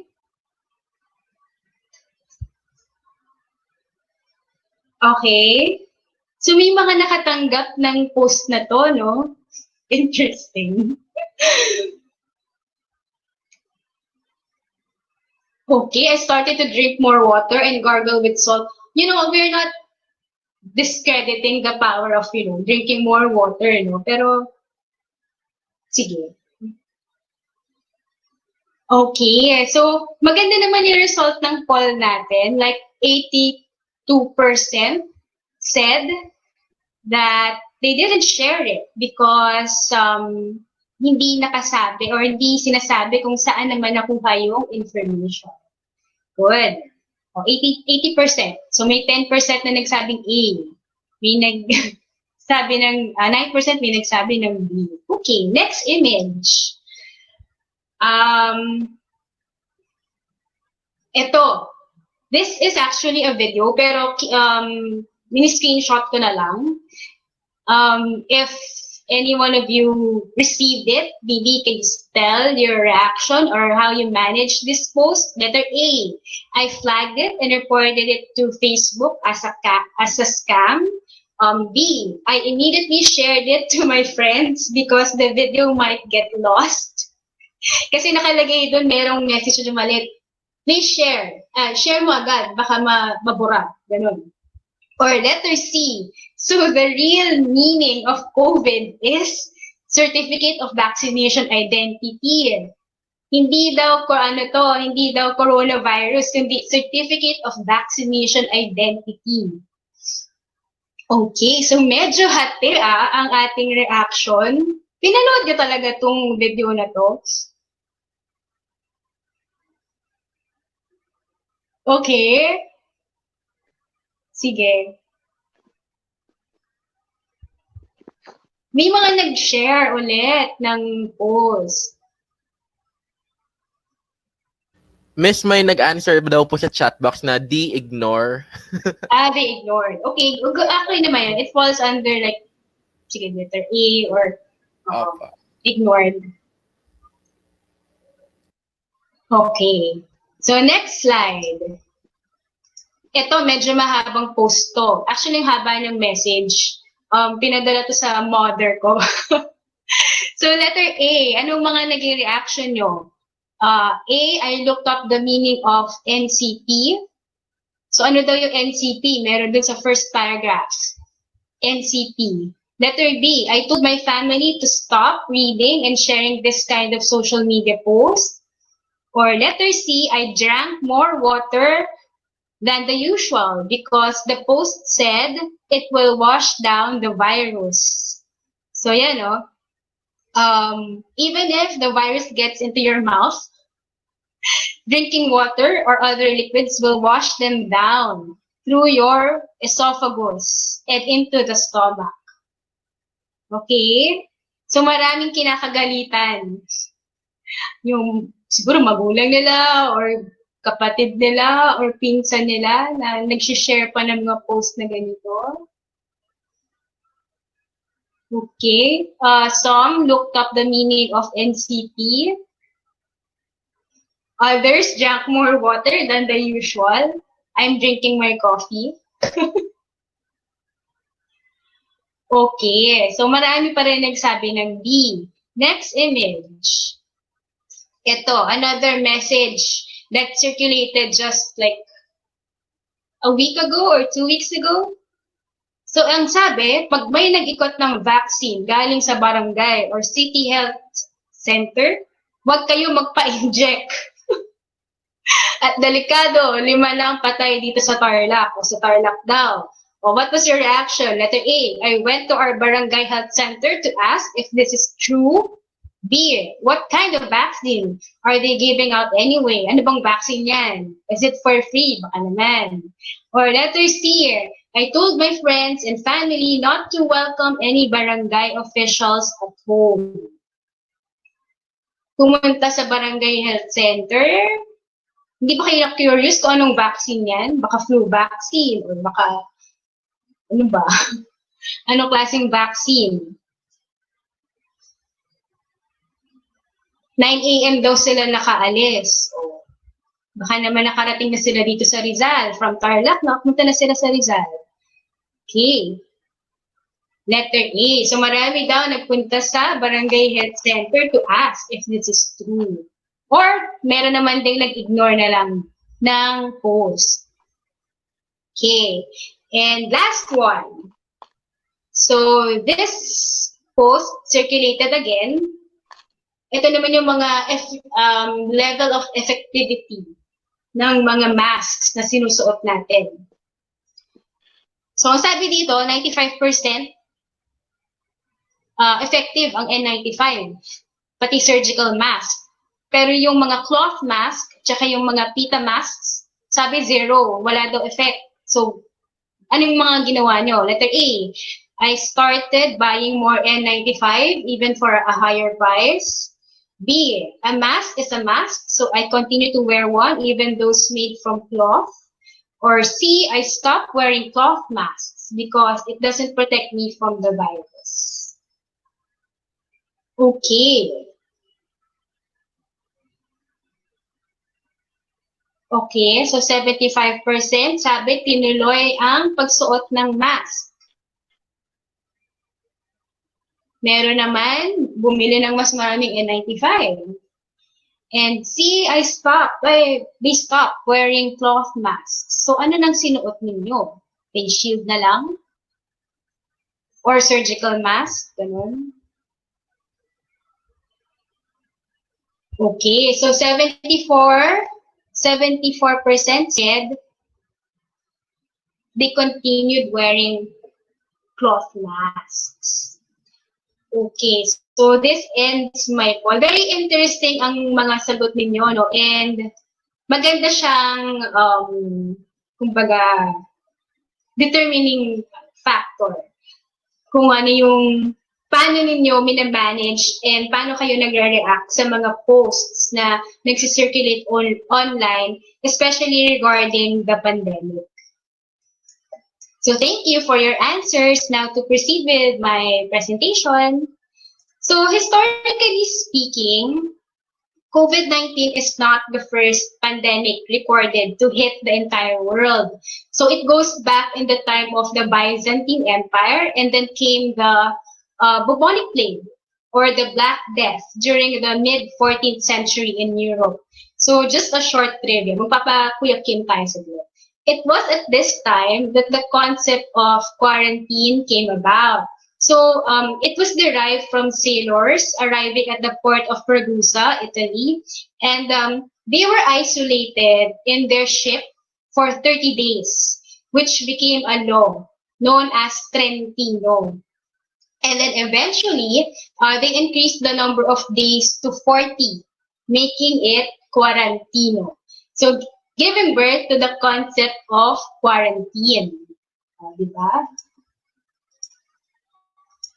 And back then, people didn't know what was causing the plague.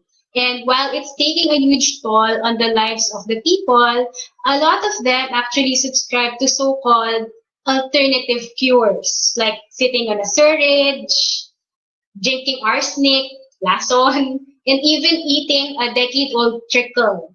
So it's like our version of pulot or molasses. So you can just imagine the health hazards of doing those things, diba? And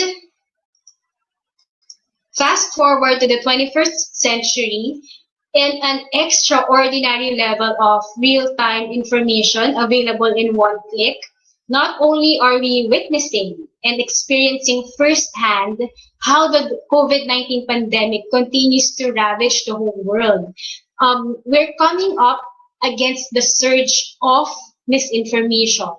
disinformation, and even malinformation, leading to what we now call infodemic.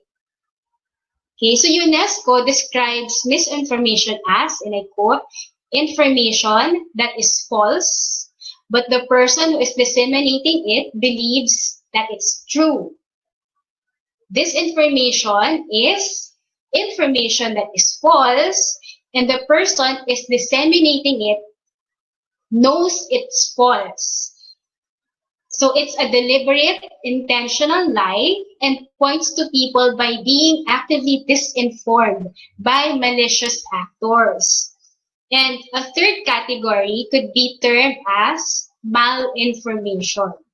So it's information that is based on reality but used to inflict harm on a person, organization, or country. End of quote. So to describe it simply, misinformation is fake news spread without malice. So, disinformation is fake news given with the intention to deceive, and malinformation is information that is based on reality used to inflict harm. Okay, so as a result, the World Health Organization in June officially defined infodemic as, and I quote, an overabundance of information, some accurate and some not, occurring during an epidemic, or in our case, pandemic. It makes it hard for people to find trustworthy sources and reliable guidance when they need it. So ito yung mga natatanggap natin ngayong mga posts or videos online. They can be forms of misinformation or disinformation. Excuse me. So in a recent data published by Statista, it was found that the number of social network users in the Philippines has risen to 79.58 million. Okay, so the data says that, and I quote, it is expected that by 2025, around 90 million Filipinos will become users of a social network. So considering the forecasted population of around 118 million, it reflects the high popularity of social media in the Philippines. And according to a survey among internet users between 16 and 64 years old, out of the 79.58 million social network users, 96% actively uses Facebook, 95% YouTube, 89% Facebook Messenger, 64% Twitter, and 56% Skype. So these numbers were generated during the third quarter of 2019, last year pa. So you can just imagine how these numbers have ballooned since March or maybe since June. Baka mas mataas na, and may mga bago ng players like TikTok or Instagram. I'm not sure. So let's just wait for the new data to be released. And in relation to the use of social media, the Philippines places ninth among selected countries worldwide in terms of the share of adults who use social media as a source of news. So Kenya recorded 77% share, while the Philippines recorded 68% share. So what do you think is the implication of this number?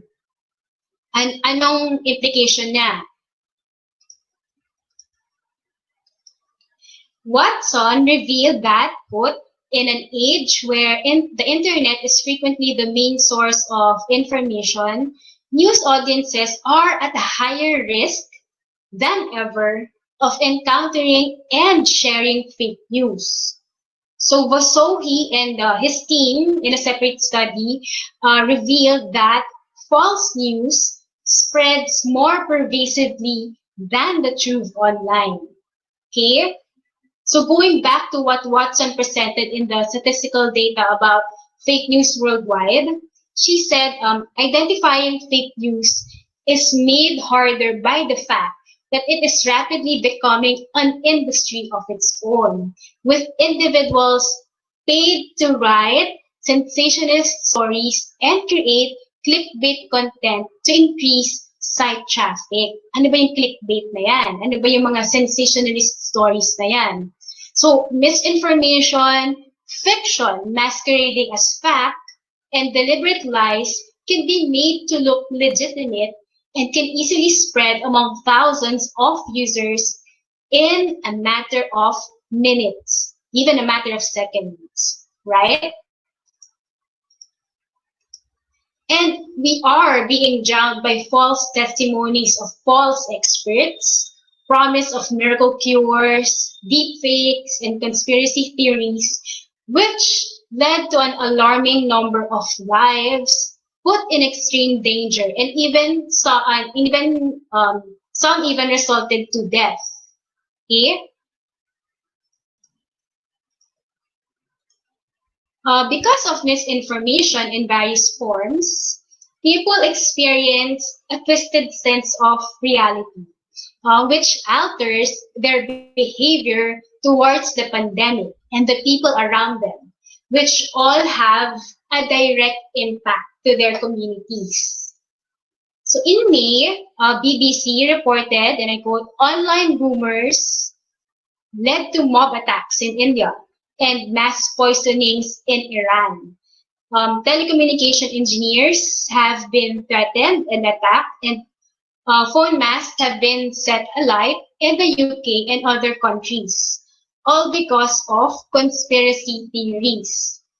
In Arizona, it was also reported that a couple mistakenly thought a bottle of fish tank cleaner, panglinis na aquarium, contained preventative medicine. So, ininom nila yon, in-inject nila yon.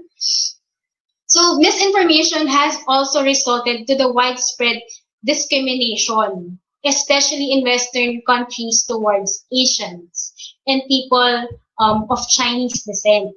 So you see, it does come in threes: misinformation, disinformation, malinformation, which stems from deception and leads to despair and division. Okay? So ano na? What now? So the big question is, what now? How do we overcome deception? And where can we find help to succeed over and curb the spread of fake news?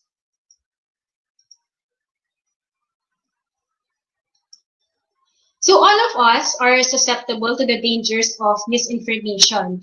Even digital natives or our Gen Zers, hindi na ako kasama doon, are not entirely safe from its threats. And as librarians, educators, and literacy advocates, promoting and building on our critical thinking skills should never be understated. And of course, our people need to learn that they got allies to help them build on the essential skills and provide them with credible sources of information.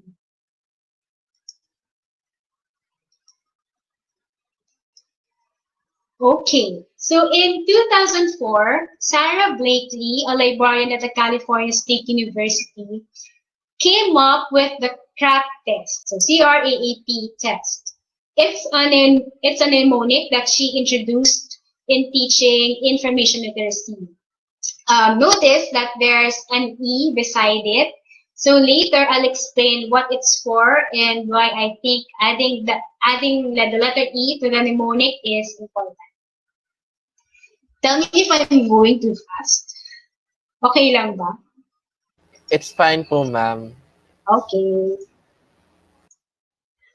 Okay, so each time you find information, especially online, you have to check if it falls under these categories. C stands for currency, which pertains to the timeliness of the information. When was the information released? What about the references used? Okay, R is for relevance, which pertains to the importance of the information.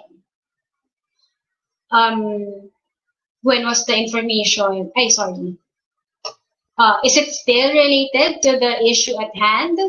Or does it answer your questions or remove your doubts about a certain issue? So these are the questions that you need to ask whenever you encounter an information or a post about anything, especially about the pandemic. Next,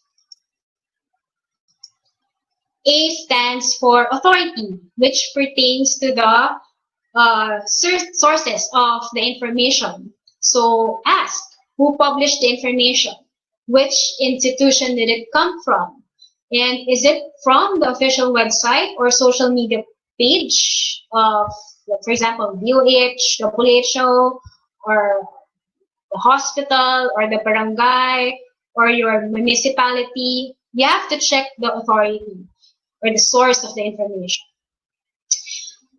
Checking the authority of the information is never enough. So you also have to check on its accuracy. So accuracy pertains to the reliability of the content. And you have to ask, are all the details correct and error-free? What does your common sense tell you?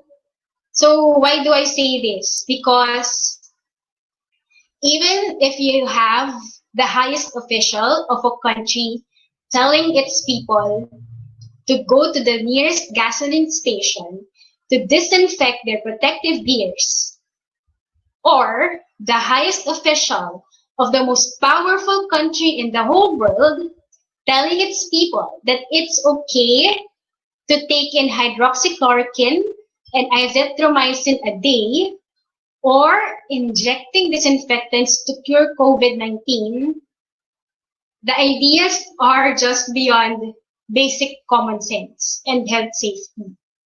So it's like calling for genocide. So yes, even though they are persons of authority, you still have to check the accuracy of the information being shared. Okay? Next, P is for purpose. So next, check on the purpose of the information or the reason why the information exists.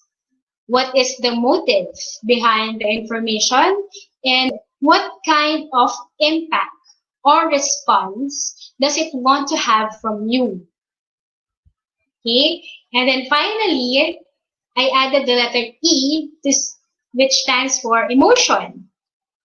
So what emotion does the information want to evoke? Does the information make you anxious, sad, angry, or scared?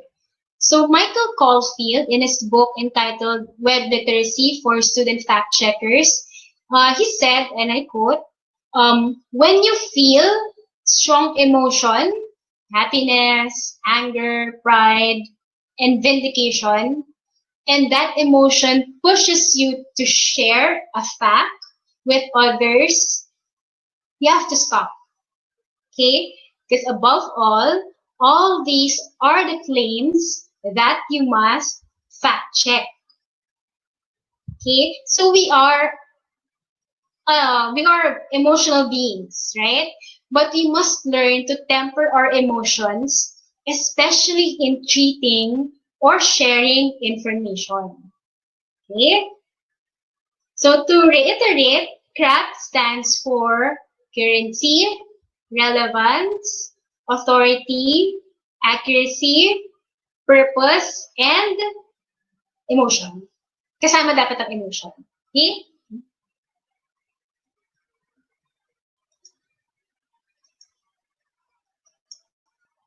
Then, of course, you have the strongest allies to help you build on the essential life skills and also provide you with credible sources of information.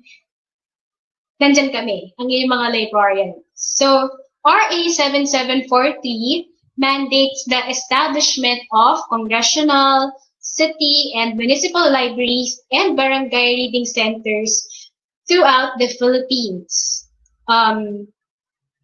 which also declares as a national policy the promotion of the moral and intellectual well-being of every Filipino. And we also have RA 9246, which mandates the modernization of the practice of librarianship in the Philippines and recognizes the essential role of librarianship as a profession in developing the intellectual capacity of the Filipino people. So thus making library service a regular component for national development. So in a microcosm, napakahalaga ng pagkakaroon ng public libraries sa bawat munisipyo. And mas mahalaga na may mga lisensyadong librarian na nag-manage ng mga libraries na ito. Kasi sila ang magiging sandigan ng mga tao sa barangay nila, sa local community nila, para makakuha ng reliable sources. So sana maging malinaw yun and mas maging malawak yung appreciation din natin sa mga public libraries natin, whether municipal, barangay reading center, you have them as your allies. Pwede kayo lumapit sa barangay reading center nyo, maghanap kayo ng impormasyon, kung ano na ba ang latest. Hindi lang naman tungkol sa pandemic, pero halimbawa gusto mong mag-research or alamin ang mga bagay-bagay, you have your barangay reading centers and your city libraries or municipal libraries. And yun na nga, again, mahalaga na meron din mga lisensyadong librarian na andon. Okay. And libraries are there to provide you with credible sources of information and help you build on the necessary skills to thrive and survive the infodemic and to make sure that the accurate information are being spread, read, and heard by many. So if you like, you may follow the Facebook pages of the International Federation of Library Associations and Institutions, or IFLA, and UNESCO's MIL Clicks for webinars, campaigns, and infographics. Okay, so of course, you may also follow the Facebook page of your local municipal library. Ang dami kong nakikita ding Facebook pages ng mga city libraries, and they're very aggressive in terms of continuing the services, the library services, kahit pa limited or restricted ang access ngayon. Meron sila mga posts, mga regular digital storytelling or read aloud session. Meron din sila mga campaigns, mga infographics na pinopost. So kudos to all our city librarians. Keep up the good work, syempre. And of course, we need to be more aggressive in terms of promoting and building on our media and information literacy skills. So UNESCO defines media and information literacy as the skills and attitudes that are needed to value the functions of media and other information providers. So including those on the internet, in societies, and to find, evaluate, and produce information and media content. So I believe Sir Roy will be able to expound on its concept and give more concrete details as to how we can further promote and strengthen media and information literacy in the country.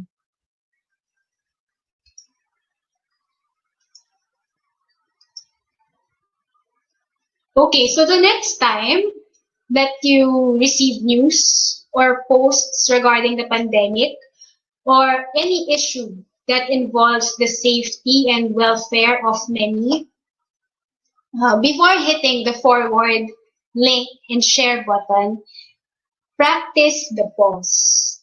Okay? Apply the crack test and don't forget to check in your emotions.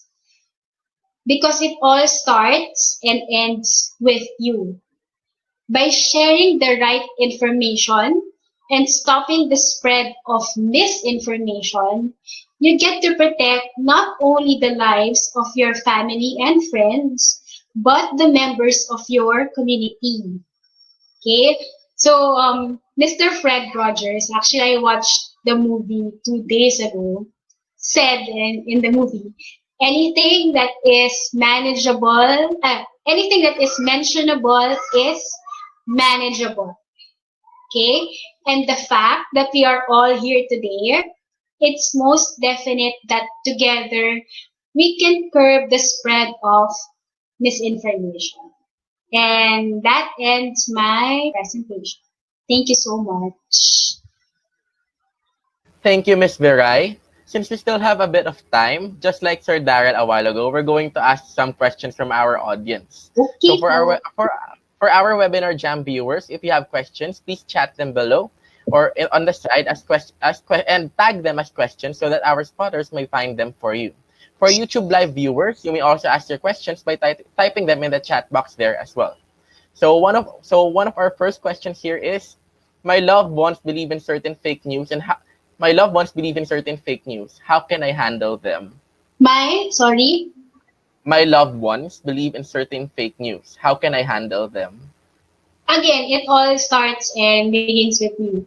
So, kapag nakita nyo, like ako, so mother ko na lang, whenever she receives this post or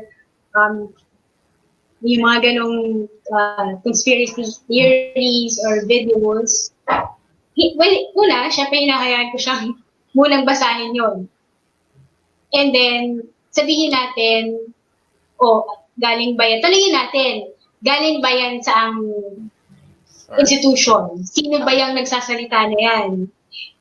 Okay? And then, of course, i-discourage mo na yung loved one mo or yung family member mo to share it or forward it to her friends or yung mga GC pa niyang iba. Kapag hindi na siya nag-fall under do sa practice, hindi na siya current, hindi na siya relevant, hindi authoritative, hindi accurate, at walang purpose. Ang purpose niya ay manggulo, manakot, or manggalit. Then, huwag mo nang, kumbaga i-discourage mo na. Or halimbawa, nanay ko natakot, totoo ba to? Ganyan. O syempre, parang naging anxious siya, di ba? Mahalaga talaga na chinecheck natin yung emotions natin bago tayo mag-hit ng share button. Totoo nga po. Thank you po. So, second question po from our audience as well. Is there a law that gives sanctions or penalties to those people who provide fake news? If yes, what is it? And bakit po di nananagot yung mga ibang government official na nagpapabigay nito? I think wala pa. The best would be the cybercrime law. Medyo malayo. Or cyber libel. Pero, mahirap kasi medyo maano pa yun. Iba yung covered ng cyber libel. Maybe the cybercrime law. So, actually, very challenged ang mga social media giants like Facebook, Twitter, kasi sila talaga ang may control. Like, for example, nakikita nila na maraming trolls or maraming fake news spreading. Nasa kanila yun eh. Like, they flag it or binablock nila or the community members na rin talaga. Pero with regards to law that would punish the spread of misinformation, wala. As far as I know. Okay po. So, speaking of Facebook po, here's our last question for this morning session. Yung iba naman po mamayang hapon. So, ito po, medyo mahaba-haba. Knowing that Facebook, although a popular social media platform on the internet, has been involved in controversies due to its lack of proactivity to crack down fake news because of Mark Zuckerberg's political affiliations, is it still effective to counter disinformation on this platform as an individual user on Facebook? Sorry? Ay, yung question po yung dahil nga po na hindi po effective si Facebook na mag-counter ng fake news, is it still effective to counter this information on Facebook as well as a user? Is it still Yes, effective? of course. Yan ang pinakamagandang gawin. Like for example, if Facebook can't control the surge of misinformation, akuin na natin yung responsibility na yun. Flag it. If you're aggressive or brave enough, you can comment with the true the true or correct answer. So nasa sa atin talaga yun. Para matapos or ma-stop yung pag-spread ng misinformation. Even if you're like an avid user of Facebook, hindi talaga siya makontrol. So, Nasa user na yun. nasa sa user din talaga yun. And we need to educate not only our, like for example, if you're a librarian, hindi lang yung mga students yung dapat nating i-educate regarding the practice or the skills. Dapat nagsisimula din siya sa bahay. Opo. Totoo nga po. So, sa parents. So, mamaya na lang po yung ibang questions sa afternoon session. For now, thank you, Ms. Viray, for that sharp talk about fake news, which can either be misinformation, disinformation, or malinformation. It's really a relevant topic right now sa climate natin ngayon, especially yung infodemic nga po nangyayari, like you said. And then, it's truly important that the librarians play a critical role in disseminating the right information to the community. Now, viewers, are you ready for our last speaker? But definitely not the least, of course. He was previously a librarian at the Angeles City Librarian Information Center, and back in 2018, he was also the vice chairperson of the House of Delegates of the Philippine Librarians Association Incorporated. Currently, he's the head faculty who's handling our partner organization, the University of Assumption Future Library and Information Professionals of the Philippines, and is the Director of Libraries and Faculty of the University of Assumption. Here to give a talk on the role of librarians in today's learning environment, may I call on Mr. Roy Lingel Calilo. Please give him a virtual round of applause.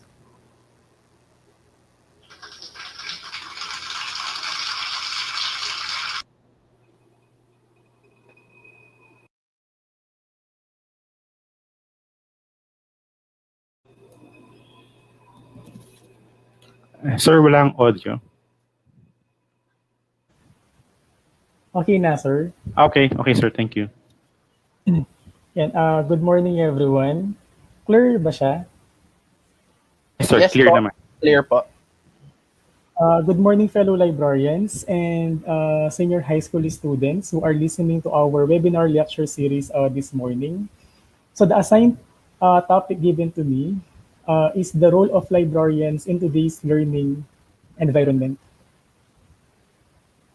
For the scope of presentation, I will be defining what today's learning environment is, identify the components of an effective learning environment, and we will explore the role of the librarian in today's learning environment. So according to the Glossary of Educational Reform in 2014, learning environment is defined as the diverse physical locations, contexts, and cultures in which students learn.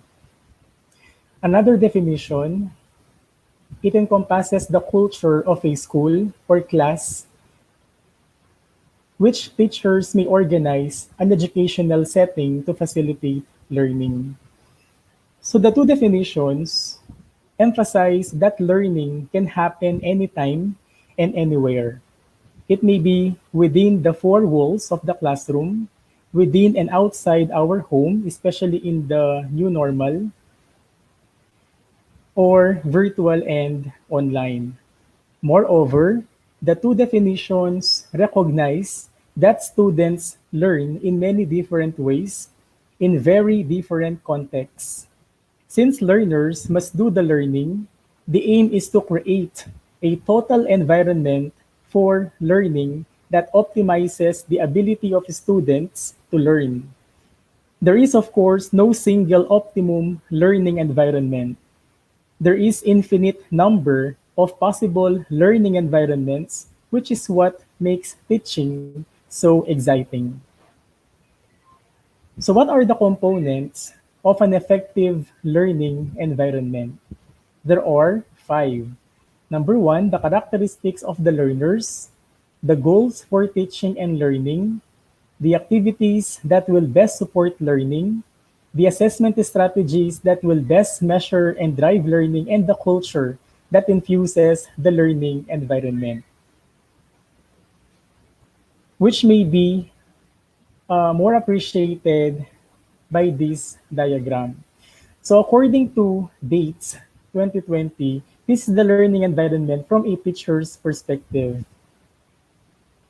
In a modern learning environment, flexible classroom spaces organically integrate technology, helping teachers to better engage students and facilitate the mix of independent, small group, and whole class learning that is now viewed as essential to student success. So where do librarians enter in the learning environment? Papasok si librarian actually sa lahat, no? Because the librarian helps the teachers, the students to maximize learning.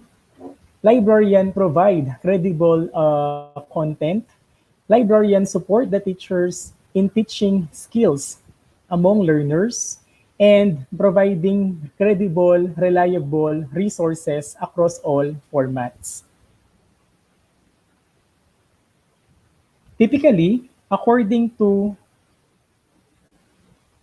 Peterson et al. In 2018, a modern learning environment incorporates three key elements. And what are these three key elements? We have the connected devices, audiovisual tools, and purposeful furniture. Connected devices include notebooks, tablets, or even smartphones. Audiovisual tools include projectors and touch screen displays, while purposeful furniture includes standing desk, collaborative workstations, and connected seating.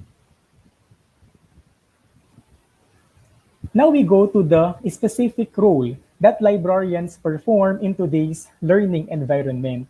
Number one, librarians facilitate curriculum development and instruction. In order to do that, librarians are required to have good pedagogical framework and understanding as well as good research skills. So when librarians facilitate curriculum development and instruction, they actually act as facilitators. And librarians can be good facilitators because they have skills and knowledge on pedagogical framework, research skills, facilitation skills, and instructional philosophy and strategy. Number two, librarians are ninjas in digital citizenship. A number of libraries offer digital literacy program where they teach clients how to be critical and analytical on the information they get from the internet and how to behave in the virtual space ethically and responsibly. So librarians, while performing this role, are considered educators.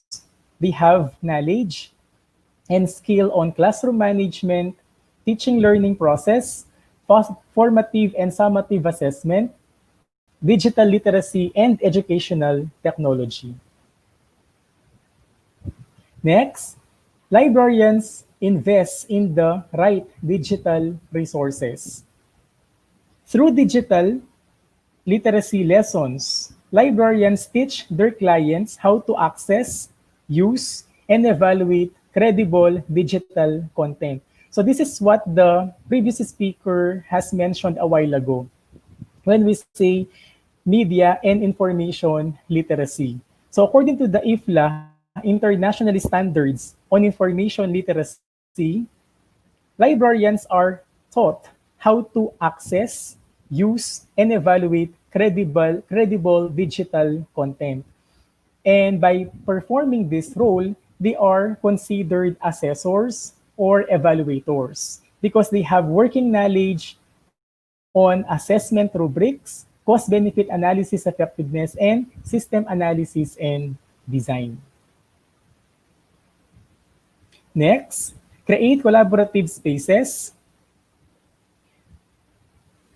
In today's learning environment, collaborative spaces may be created virtually via Google Meet, Zoom, MS Teams, and any other platforms. Librarians are very knowledgeable on these. So while performing this role, librarians are considered instructional designers. They have a working knowledge and skill on educational technology, instructional design theories, practice, and methods, psychology of learning, and theories of personality. Next.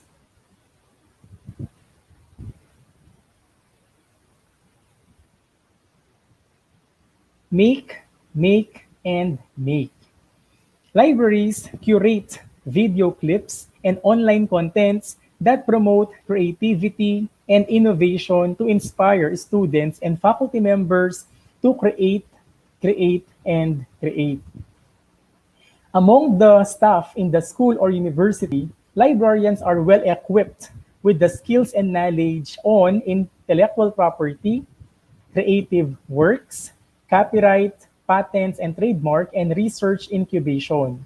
So in performing this role, librarians are considered creators. Just like in our university, all the students, all the faculty members who are applying for copyright on their creative work are coursed through with the university library. Then the librarian helps the faculty members, the students, to apply their creative work for copyright in the National Library. Next, form community partnerships. Librarians have very good public relations skills. So to our senior high school students who have been elected as public relations officer in the class, a career in library and information science is a good choice. So every time librarians perform this role, they are considered social entrepreneurs because they have working knowledge and skill on sustainability and CSR, or corporate social responsibility, sustainable business programs, branding and marketing, business entrepreneurial mindset, processes, tools, and techniques. Advocate for student privacy. Librarians are considered information professionals. So as information professionals, librarians are professionally trained how to handle personal information legally and ethically. In that sense, librarians are effective and reliable information managers. So when librarians perform this task or role, they are considered data privacy officer because they have working knowledge on the law and jurisprudence, Data Privacy Act, governance, and policy formulation. Next, push the organization's strategic vision. The library exists to support the institution's vision. The library mission is always anchored on the mission of its parent institution or organization. It cannot go against the vision of the institution, but it can push the institutional strategic vision to come into fruition.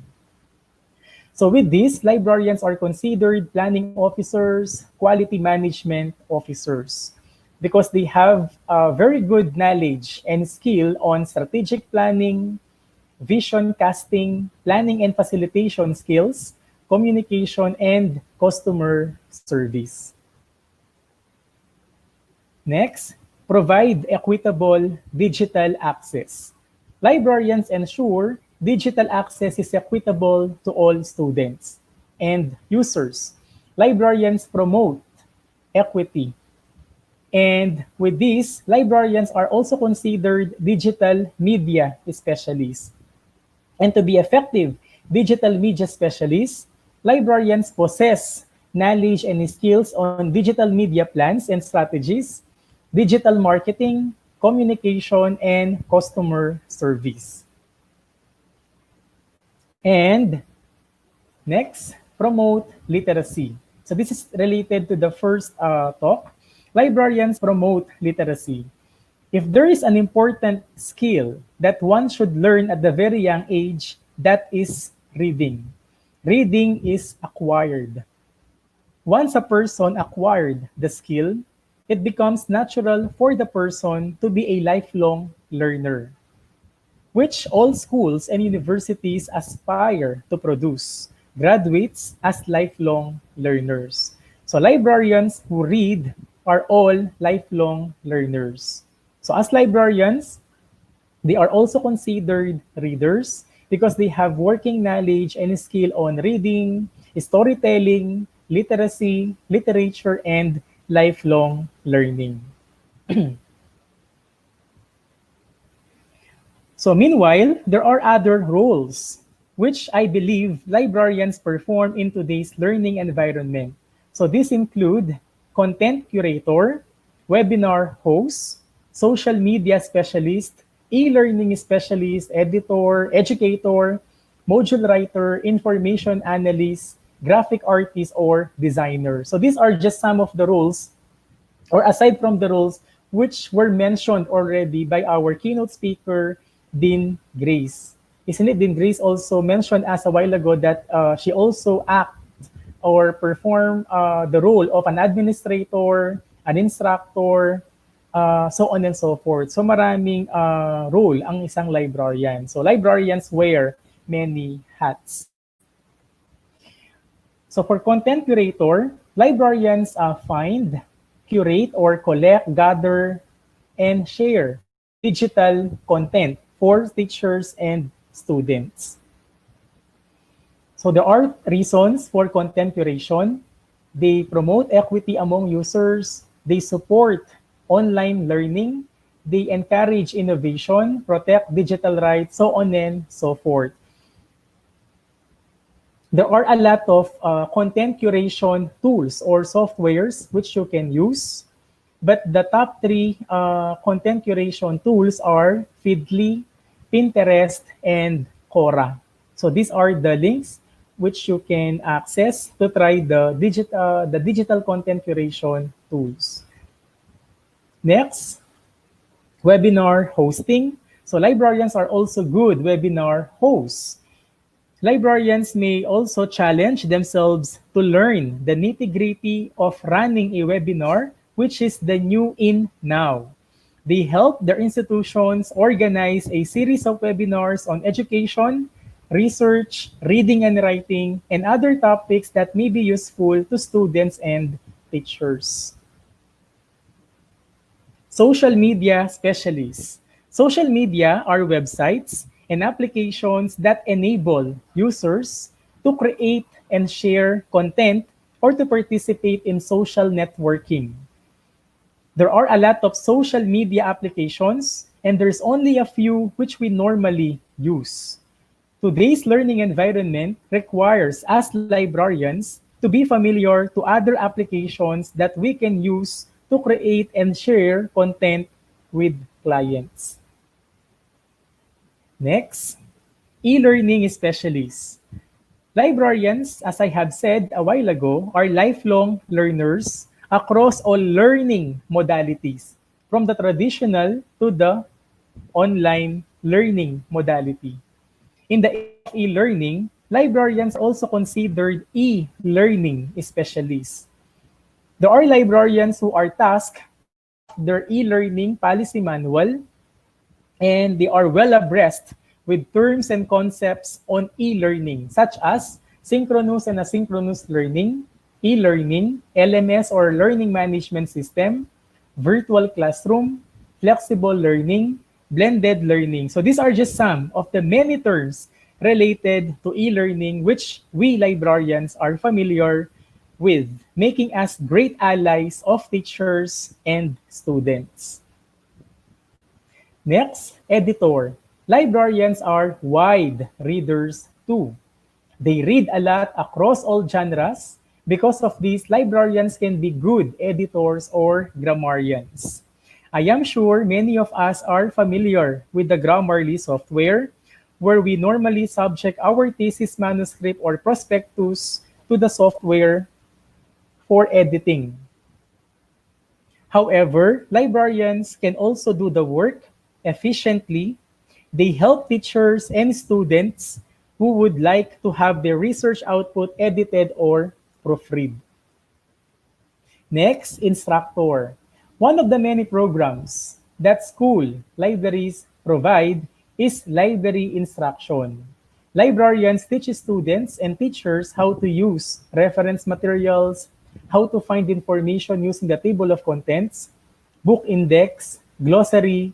With this, librarians can also become effective instructors and teachers.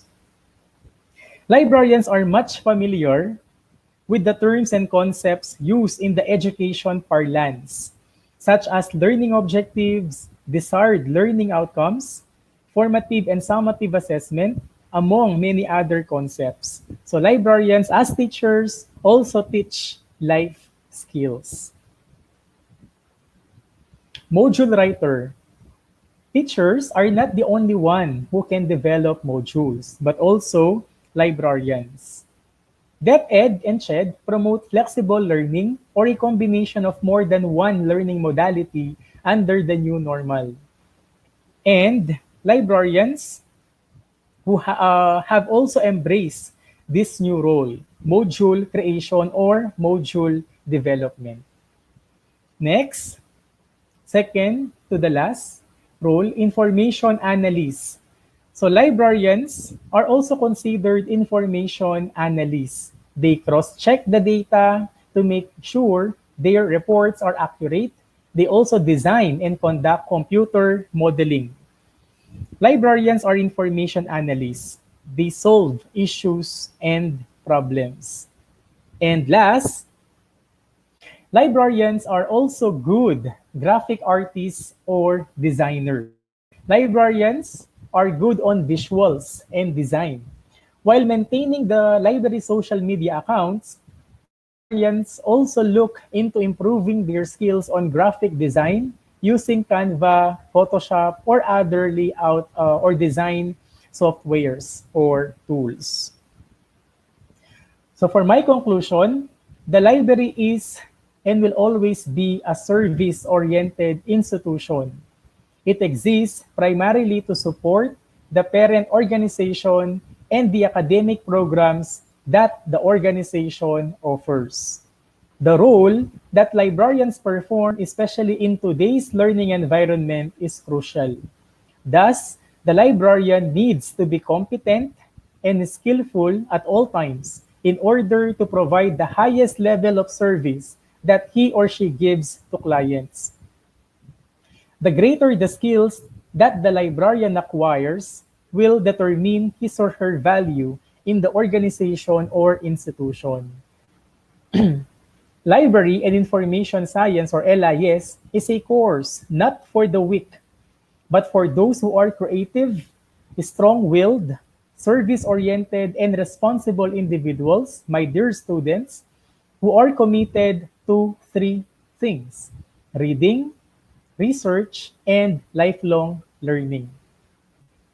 We said a while ago that librarians are ninjas in digital literacy. So if Naruto's ninja way is not always giving up, for us librarians, no is never an answer. Everyone is born to create and to be dynamic. Librarians have many great roles in today's learning environment with the view of improving their clients, their students and teachers' personal and professional skills and competencies. With the growing demands for librarians, only few have accepted the call to be one. With this in mind, I end my presentation. Make a difference, be a librarian.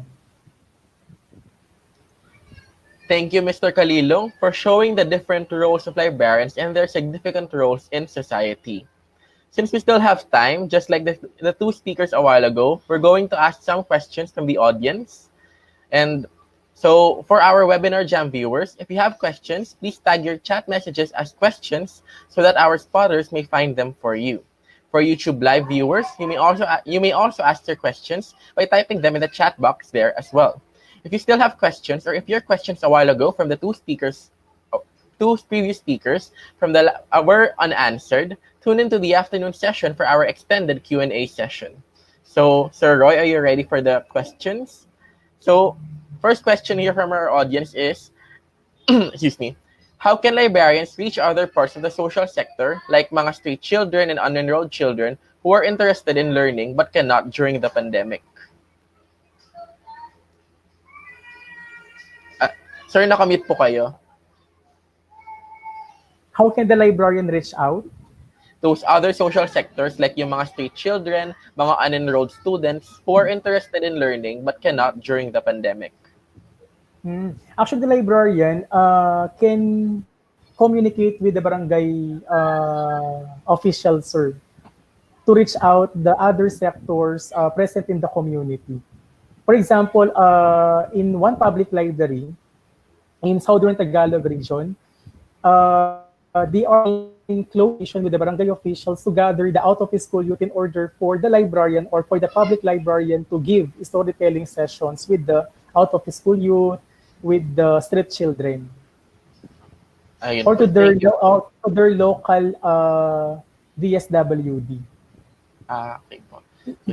So thank you po for that. So another question is, what's your opinion on the previous issue with the current director of the National Library of the Philippines who said that teachers can take the roles of librarians?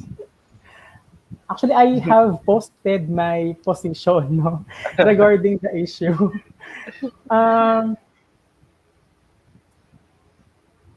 Of course, wala pa rin tatalo sa librarian because we have a course, a 4-year degree course, which is Bachelor of Library Information Science, wherein all the competencies, all the skill set are taught in the 4-year track or 4-year course.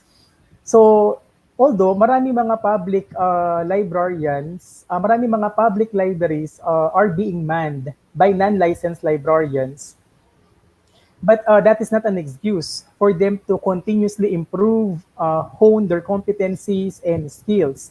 Meron pag yung isang staff sa public library hindi siya librarian pero nakatapos siya ng 4-year degree course, pwede siyang mag-pursue ng MLIS. Yes. That will only take him or her ng 2 years para ma-qualify siya to take the LLE or the Librarian Licensure Examination as based sa Republic Act 9246. So walang excuse, no?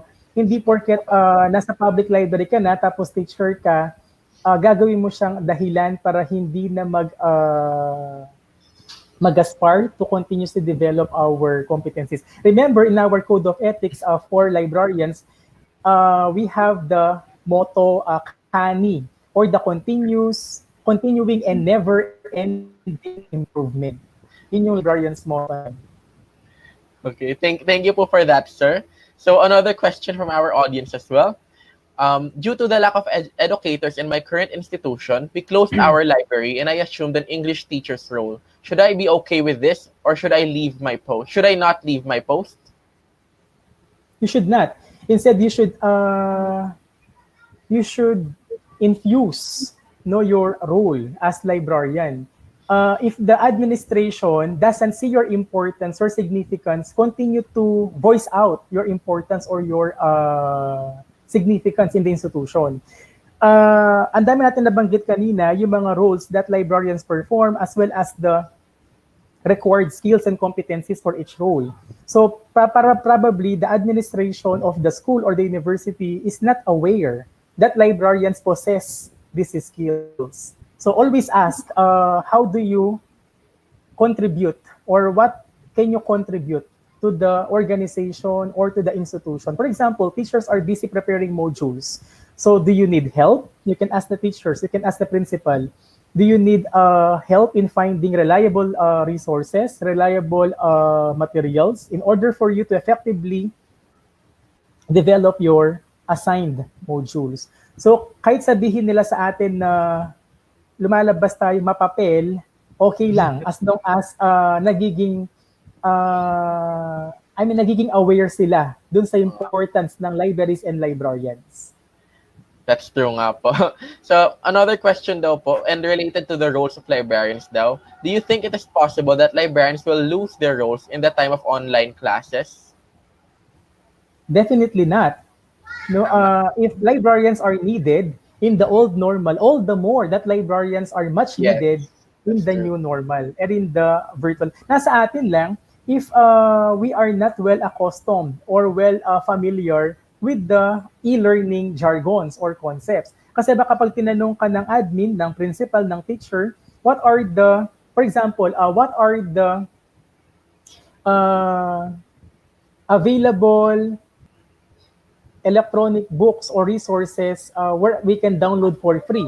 So pag wala ka nasasagot, nade-diminish yung nade-diminish yung role or yung importance ng librarian sa isang academe or sa isang university or sa isang school. Kasi kung yung laging sagot mo, hindi ko alam, so hindi talaga may establish yung significance or yung importance ng librarian sa isang community, sa isang academic community. Thank you po, sir. So, a question from our YouTube live viewers. What editing tools can be used to check grammar aside from Grammarly? Yung kasing Grammarly naka-embed sa email ko at the same time sa MS Office. I don't actually Grammarly lang yung ginagamit ko. Perhaps I'll try to browse kung may recommend ako, then we can perhaps we can post it sa UP FLIPP Facebook page. I'll take note of that po. So another question po are what are other free apps you can suggest for designing posters or ads? Magaling dyan si Sir Kaloy. Oh. Siguro we can just tap Sir Kaloy's expertise. Then post na lang po siya. Yung pwede natin gawin niya, pwede natin mag-recommend ng mga ganyan sa UP FLIPP Facebook. Ayan si Sir Kaloy. Ayan po si Sir Kaloy. So for the poster design po, digital poster design, we will have a second run. So we had a first batch last Friday. Then on, I think maybe next week, we will have a second run of our digital poster making. So please check our Facebook page for more information about this. So ayun na lang po. Isali na lang po kayo sa iba naming webinar for poster design naman po. So a question po from another of our audience. Hi, I am a non-librarian manning a municipal library. I am a licensed teacher, but I am still hopeful to pursue library science. May I ask for any online schooling for this? Thank you. Yes, meron. Actually, I am promoting yung University of Perpetual Health System sa Laguna. They are offering MLIS, pure online, 100% online. At kapag government employee ka, 50% discount sa tuition fee. So enrollment is until August 22. So please message me on Messenger, then I will connect with Dr. Lindy Masalinto, the MLIS Program Coordinator. Okay, thank you po, sir. So, ayun nga po, for the audience who type that question, paki-message na lang po si Sir Roy. So, another question po ay, how can I borrow books if we are undergoing online classes? Assuming po na student ko nagtanong. Pwede siyang, you can scan some of the pages of the book borrowed by a faculty or a student. Or kung mayroong available na soft copy or electronic copy ng book, yung printed book na binabaro nila, look for soft copy or electronic copy of the book being borrowed. Okay. So, another question po ay, why is it that the majority of employers don't know how to value their librarians, i.e., when reduced to work arrangement policy, they insist that non-essential employee will be affected. So we are also affected by this scenario. Yeah, actually, because many administrators, sadly, are not library-oriented. They are not, we share the same experience, no? So nasa atin pa rin kasi kung paano mo i-infuse, paano mo kukulitin yung admin mo about sa importance ng office, sa importance ng library, sa importance ng librarians. Then you develop virtual assistance program. Like in the University of the Assumption, we develop ARIVA, or the Alternative Reference and Information Virtual Assistance. Then we inform the administration about our virtual assistance program. So you just keep on communicating with the administration. Yung minsan kasi pag librarian, nahihiya sa administration. Pag hinunahan ka kasi ng hiya, hindi na may inform yung administration. Yung isa natatakot tayo sa administration. Pag natakot tayo, nahiya tayo, hindi nasasabihan yung administration. So therefore, yung administration madalas nakakalimutan yung presence ng library. And mostly, yung involved lagi na office when they craft policies, when they craft guidelines, HR, minsan finance, quality management office. And these three offices do not visit the library. So dapat yung communication laging constant across all offices. You always ask what the library can provide to your to these respective offices. In the University of the Assumption, isn't it in the special library we have this SDI, yung selective dissemination of information, wherein you ask the client about his or her interests, then you match what the library houses, what materials it houses, then you match it with the reading interest of the client. So pwede yun, no, electronically or yung physical copy ng material. Para ano siya, para siyang niche marketing. Kung kailangan, for example, I asked our dean, business administration. So in-expect ko yung gusto ng dean namin ng business administration ay about business, strategic, planning, management, materials. And to my surprise, when I asked her, ma'am, ano yung gusto mo? Sabi ko, gusto niya gardening. So imagine kapag kung gusto niya gardening, dapat nasusupply mo din yun, yung needs and wants ng clients natin. Kasi kung yung ini-expect mo, yung kailangan lang niya, yung gusto lang niya, hinahanap lang niya is about business, so hindi mo na-address yung interest naman niya or yung wants niya. So therefore, wala ka ding value sa sa iilang people, employees sa university. Simply because hindi tayo nakakapag-serve dun sa sa sectors ng community. Ayun nga po. So thank you po for that. Na-expand po natin yung question na yun. So another question po from our audience as well. With the new role of the librarian in the present situation, how can you help or encourage those librarians who have little knowledge on technology, especially to one-man librarians? Kapag wala pong knowledge. Number one is self-awareness. So I'm happy that you are aware that we have a limited knowledge on technology. Then number two is keep on learning, keep on reading, keep on improving your skill set or your competencies.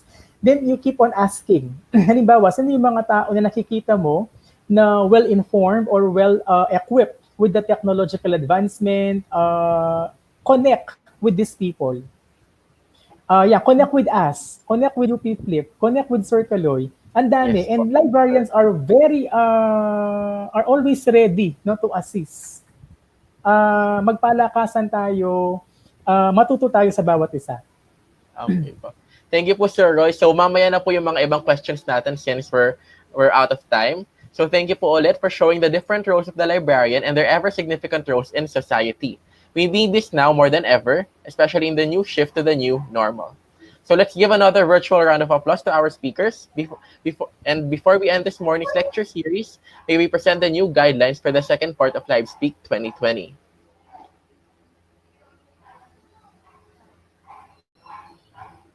So ayan.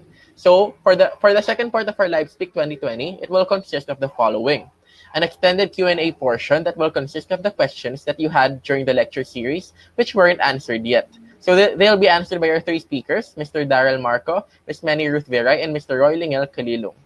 We also have our FLIPP.IT National Online Quiz Bee via the Kahoot.IT website, and simultaneous to that, we'll be showing the winning entries for our storytelling contest.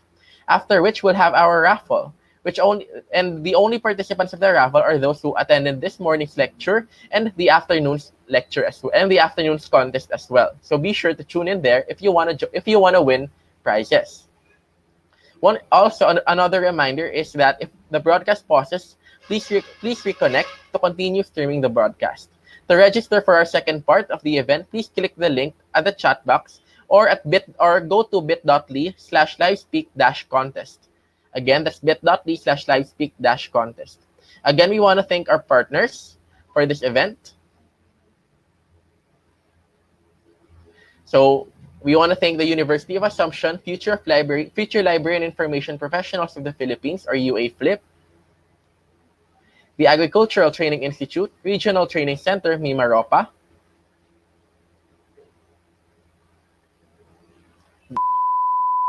here's a video from them. This is the Agricultural Training Institute.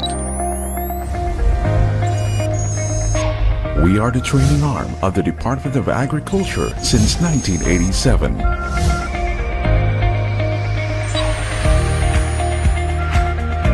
We are the premier institution managing the country's extension services.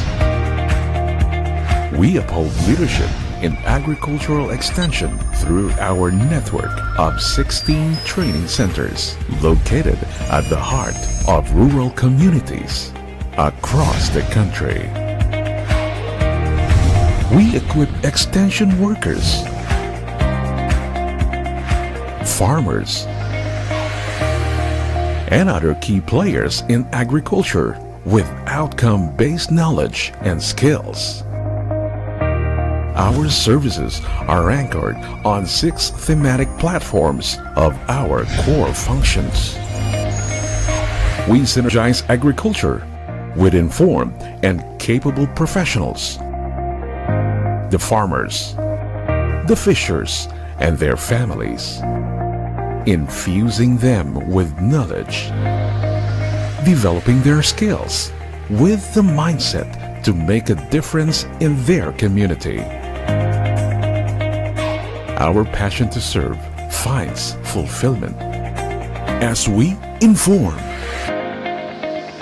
support, and sustain the growth of urban and rural communities.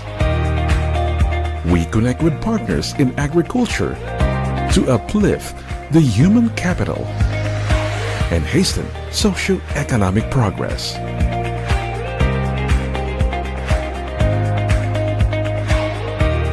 This is the Agricultural Training Institute today. We are providing excellent extension services beyond boundaries.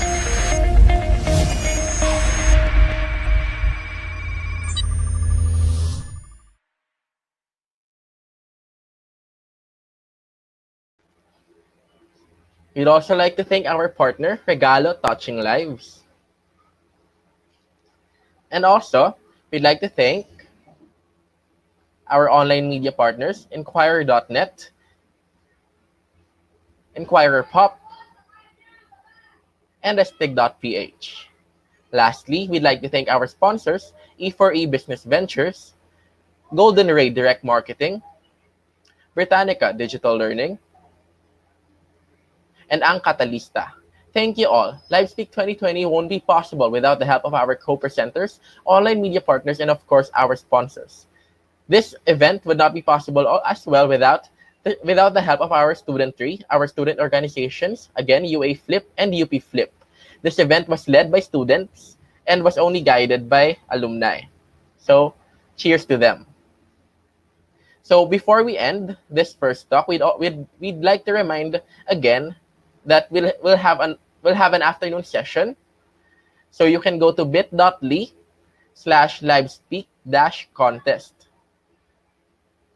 And then for the evaluation link for this morning's lecture, you can go to this link, tinyurl.com/livespeak2020, and then the pin code is livespeak. This is the evaluation link for this morning's lecture series. And again, if you want to attend the afternoon session to know about for our Q&A, for the contests, and for our raffle entries, please go to bit.ly/livespeak-contest. Our students and the organization are chatting below the link. You can click that so that you may be transferred to that link later and be able to register. So I think that's all for this morning's webinar. Tune in once again later for the second part of this live speak, the national online contest, the storytelling, the raffle, and of course the Q&A. This has been your host, Ainer Abad, and I hope I see you later. Again, bit.ly/livespeak-contest. Thank you.